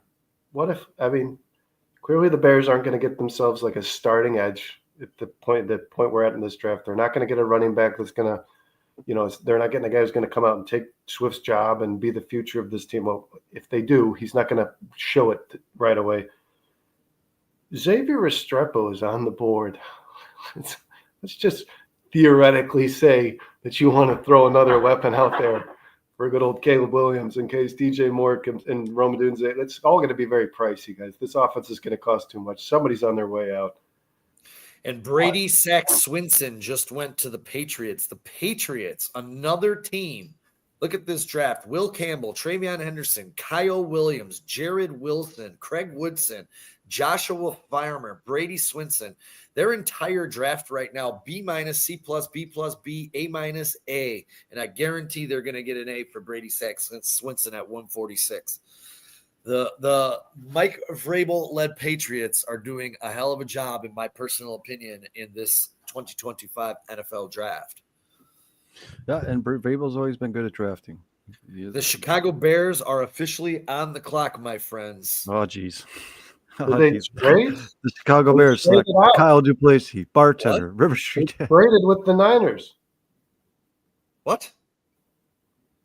What are you talking about? The Chicago Bears just my phone is showing me that the 49ers are now on the clock. The Rams are on the clock. The Bears traded out of the pick. The Rams are on the clock. It's the Rams, not the Niners. Oh, the Niners already picked? My phone's just slow. All right, guys. Well, I don't know if we're going to be in here long enough to wait for the Bears to draft again. They traded out of the round entirely. I don't know what they did. I mean, Buffalo, all defense too. Maxwell Harrison, TJ Sanders, Landon Jackson, Deion Walker. I love that Buffalo identified their weakness. Brandon, you talked about it going at the end of last year. Their defense was the weak link for them. Man, have they addressed that with a sledgehammer in the 2025 NFL draft, dude. I love every single one of their picks on the defensive side. I think Harrison's a stud. TJ Sanders is a stud. Everyone knows that we love Landon Jackson. Well, the Bears must have just acquired a next year's pick with what they just did here. I don't see them having another pick. Hold on, teams. The Chicago Bears have 169 and 233 left based on the draft room in which I'm in right now. So it's not looking as though they did get another pick. And I'll be perfectly honest. Good luck with the yard work, man. Good luck, Dante. I gotta get out of here too. My wife's gonna kill me. I got this party to get to. The Bears' worst grade on their draft pick. They had all A's going into Ruben Hypolite. What did they get? They got a C+ for Hypolite. They got an A for Loveland. Burden was an A+. Trapilo was an A-. Shamar Turner was a B+, and then you had Hypolite with a C+. So, yeah, I don't know what the Bears did, but it's definitely not showing up here. Hold on. Here's trades. Let me look at the trades here. What pick was that? 140. They must have traded out of the demo. Hopefully they got like a third-round pick for next year's draft or something. I'd be cool with that. I'd be fine with that as long as they don't take a Hypolite next year in the third round. I'm so confused by all this, guys. It just says here on the trades, it just says Bears trade with Rams. It looks like they got a Rams pick because the arrows are going back and forth. I don't know. I don't see anything on X about it either at the moment. Let's see. Nope. anybody's out there in the chat, guys, who knows what the hell the Bears just did with this pick and what they received, I They would just love gave it away. They just called the Rams and were like, "Do you guys want it?" Take this. It's cool. We're gonna take Ruben Hypolite's brother. Yeah, you guys, it hasn't come out yet because Brad Biggs just said the Bears have traded the pick number 148 to the Rams, and he has not put the return. If Brad Biggs doesn't know, that if he's not putting it in there, then he doesn't know. If he doesn't know, nobody knows. Well, I think on that, Brad Biggs is probably in the room. it looks like Poles is just going to keep trading back in this draft. He clearly doesn't love Ben Johnson and Poles. I mean, again, don't love anybody else. There's some depth at some positions there. I don't understand, but you know what? We'll see how these picks run out, man. I thought we were going to add depth when we started acquiring extra picks and stuff, but apparently not. But boys, I don't know if you guys are going to stay on, but I gotta go get. No, ready. I gotta get out of here as well, man. I got. Maybe the Bears just acquired a player. They could have. It'll come out at some point here. I want to thank everybody who hung out with us on this Saturday for this draft coverage. Trax, Dante, Illinois Jones, Breaking News, Bruce, some of our new people, Romy. Thank you, Dustin. Obviously, he checked in with us. If I missed you, I'm sorry. Love you, everybody. Thank you guys so much for hanging out with us today. I know there was another guy in here, a new guy that I wanted to give props to, but I can't find him right now. Kenny Adams? Yeah, Kenny Adams. Thank you. Thank you guys all so much for showing up, showing out once again. Again, thank you guys, everyone that was there, everyone that watched and check this out because the views keep going up for the live draft show. Every time I look, there's more people watching. So we really appreciate you guys. Thank you so very, very much. Without us, without you, there'd be no us. So Sean, can you roll that draft video one more time for everybody who wasn't here earlier, guys? In case you guys missed it. Smashing success on the live thing. They say hope is a dangerous little thing to keep finding out the hard way what tomorrow never brings. They say hope is a dangerous little thing to keep finding out the hard way what tomorrow never brings. Never brings. I passed the restaurant, burned to the ground. It makes me so proud. Yeah, and thank you so much to Lindsay, man. You talk about like that little video right there, just the memories created. Sean, that part where you're embracing Mike after he won the 50-50 raffle. Yep, the Bears got love it. Number, couldn't be happier. 195 pick in the 2026 draft. What? That's a later pick. No, fourth. They got a 4th round pick. I don't know for next year. Yeah. To get out of the 5th round this year? Bears received a 4th round pick from the 2026 draft and gave this Rams a 5th round pick. Yeah, well, I mean, obviously, you guys, that says that they don't love anybody left on this draft board. I mean, that's clear. They took Ty Hamilton out of Ohio State. Another Buckeye has went, man. I mean, the Buckeyes have now had 1, 2, 3, 4, 5, 6, 7, 8, 9, 10. That was their 11th player, and you still have. The Bears got number 195 in this draft and a 4th rounder next year. This is the best thing the Bears have done all day. Yes. I agree 100%. That's an amazing trade. Got a 6th round pick and a 4th from next year. Yeah, and they got their 4th round pick back because remember, that is Joe Tooney. Their 4th round pick from next year is Joe Tooney. So they just got back into the 4th round next year. So I think the Bears are banking on the fact that next year's draft is probably going to be a little better than this one. And I think it's going to be better. But I will agree. tell you this, man. I think the top tier talent next year is going to be. You know what I think they might be doing, guys? Listen, Kyle's way too early prediction for the 2026 draft. You know what I think they're doing, Sean? Left tackle. No, I think they're going to go take as many of those picks next year as they can, trade up into the top 10, and go get their Jahmyr Gibbs. I think that's what they're going to do. Could be. You heard it here first. Or they're going to go get their Myles Garrett. I'll tell you this, guys. The Buckeyes right now are 4 players away from having every eligible player that they have in this draft being drafted, dude. That is insane. They have 11 guys. They have 4 left: Will Howard, Denzel Burke, Jordan Hancock, and Seth McLaughlin. And I hate to tell you guys, all of those guys should get drafted here in these next couple rounds. The Buckeyes might have a clean sweep in this draft coming off a national championship. Very impressive stuff for the Ohio State University. Wow, that's crazy, man. So the Bears, OH. so the Bears still have their pick. Bears now have a pick left, one pick in every round that's left in this draft. So they got a 6th-round pick, which they didn't. They weren't in the 6th. So now they have a pick in the 5th, a pick in the 6th, a pick in the 7th. Maybe they'll take Jammy. Hey, man, Jordan Hancock's still out there. Hold on. All right, guys. Anything you want to get out there before we wrap up? Shit, fuck Green Bay. All right. Yeah. Let's go. Yeah. Had to throw that out there, man, because we've been catching hell all week from this damn draft room since it started. So can we never have a draft in Green Bay again, for the love of Christ? Although, guys, I know I'm a big WWE guy. Seth Rollins buried the Packers yesterday, and I loved every second of it, dude. He called out that dude's legit. Dude, it was awesome. To the best quarterback in the NFC North, who's undefeated in the stadium right behind us. I was like, yeah. That was awesome, dude. He's a huge Bears fan. That guy's awesome. Dude, there's so many people at the bar who are like, why is this football player wearing a champion? I'm like, guys, I don't know wrestling, but I'm going to assume that's probably a wrestler. If I had to guess, I'd say that guy's probably a wrestler. Did you see the video where they gifted him a Cubs jersey? Right before Seth Rollins. He's from Iowa, but he is a huge Chicago sports fan. He's born in Iowa. Well, that's what Iowa. If you live in Iowa, you usually get Bears games. I mean, it depends on what part.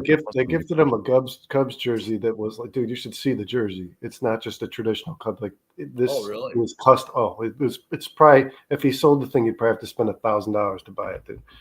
Hey, Kyle, are you working tomorrow? Yeah. Yeah. All right. Never mind. I was going to say, we can do the Northside 9 tomorrow for everybody, but if Kyle's got to work, then maybe I'll just pop on really fast and give a quick 15-minute update on the Cubs weekend. All right. I got to get, let's say our buys. I got to get that out of here. Everybody, thank you guys so much. We'll keep an eye on this draft. We'll be checking in on y'all. I'm actually going to be gone for the rest of the day. So until we see either tomorrow or Monday, when we'll break all this down together and have some more fun and exhilarating arguments, bear down, everybody, and thank you guys so much for joining us today. Peace. Thanks,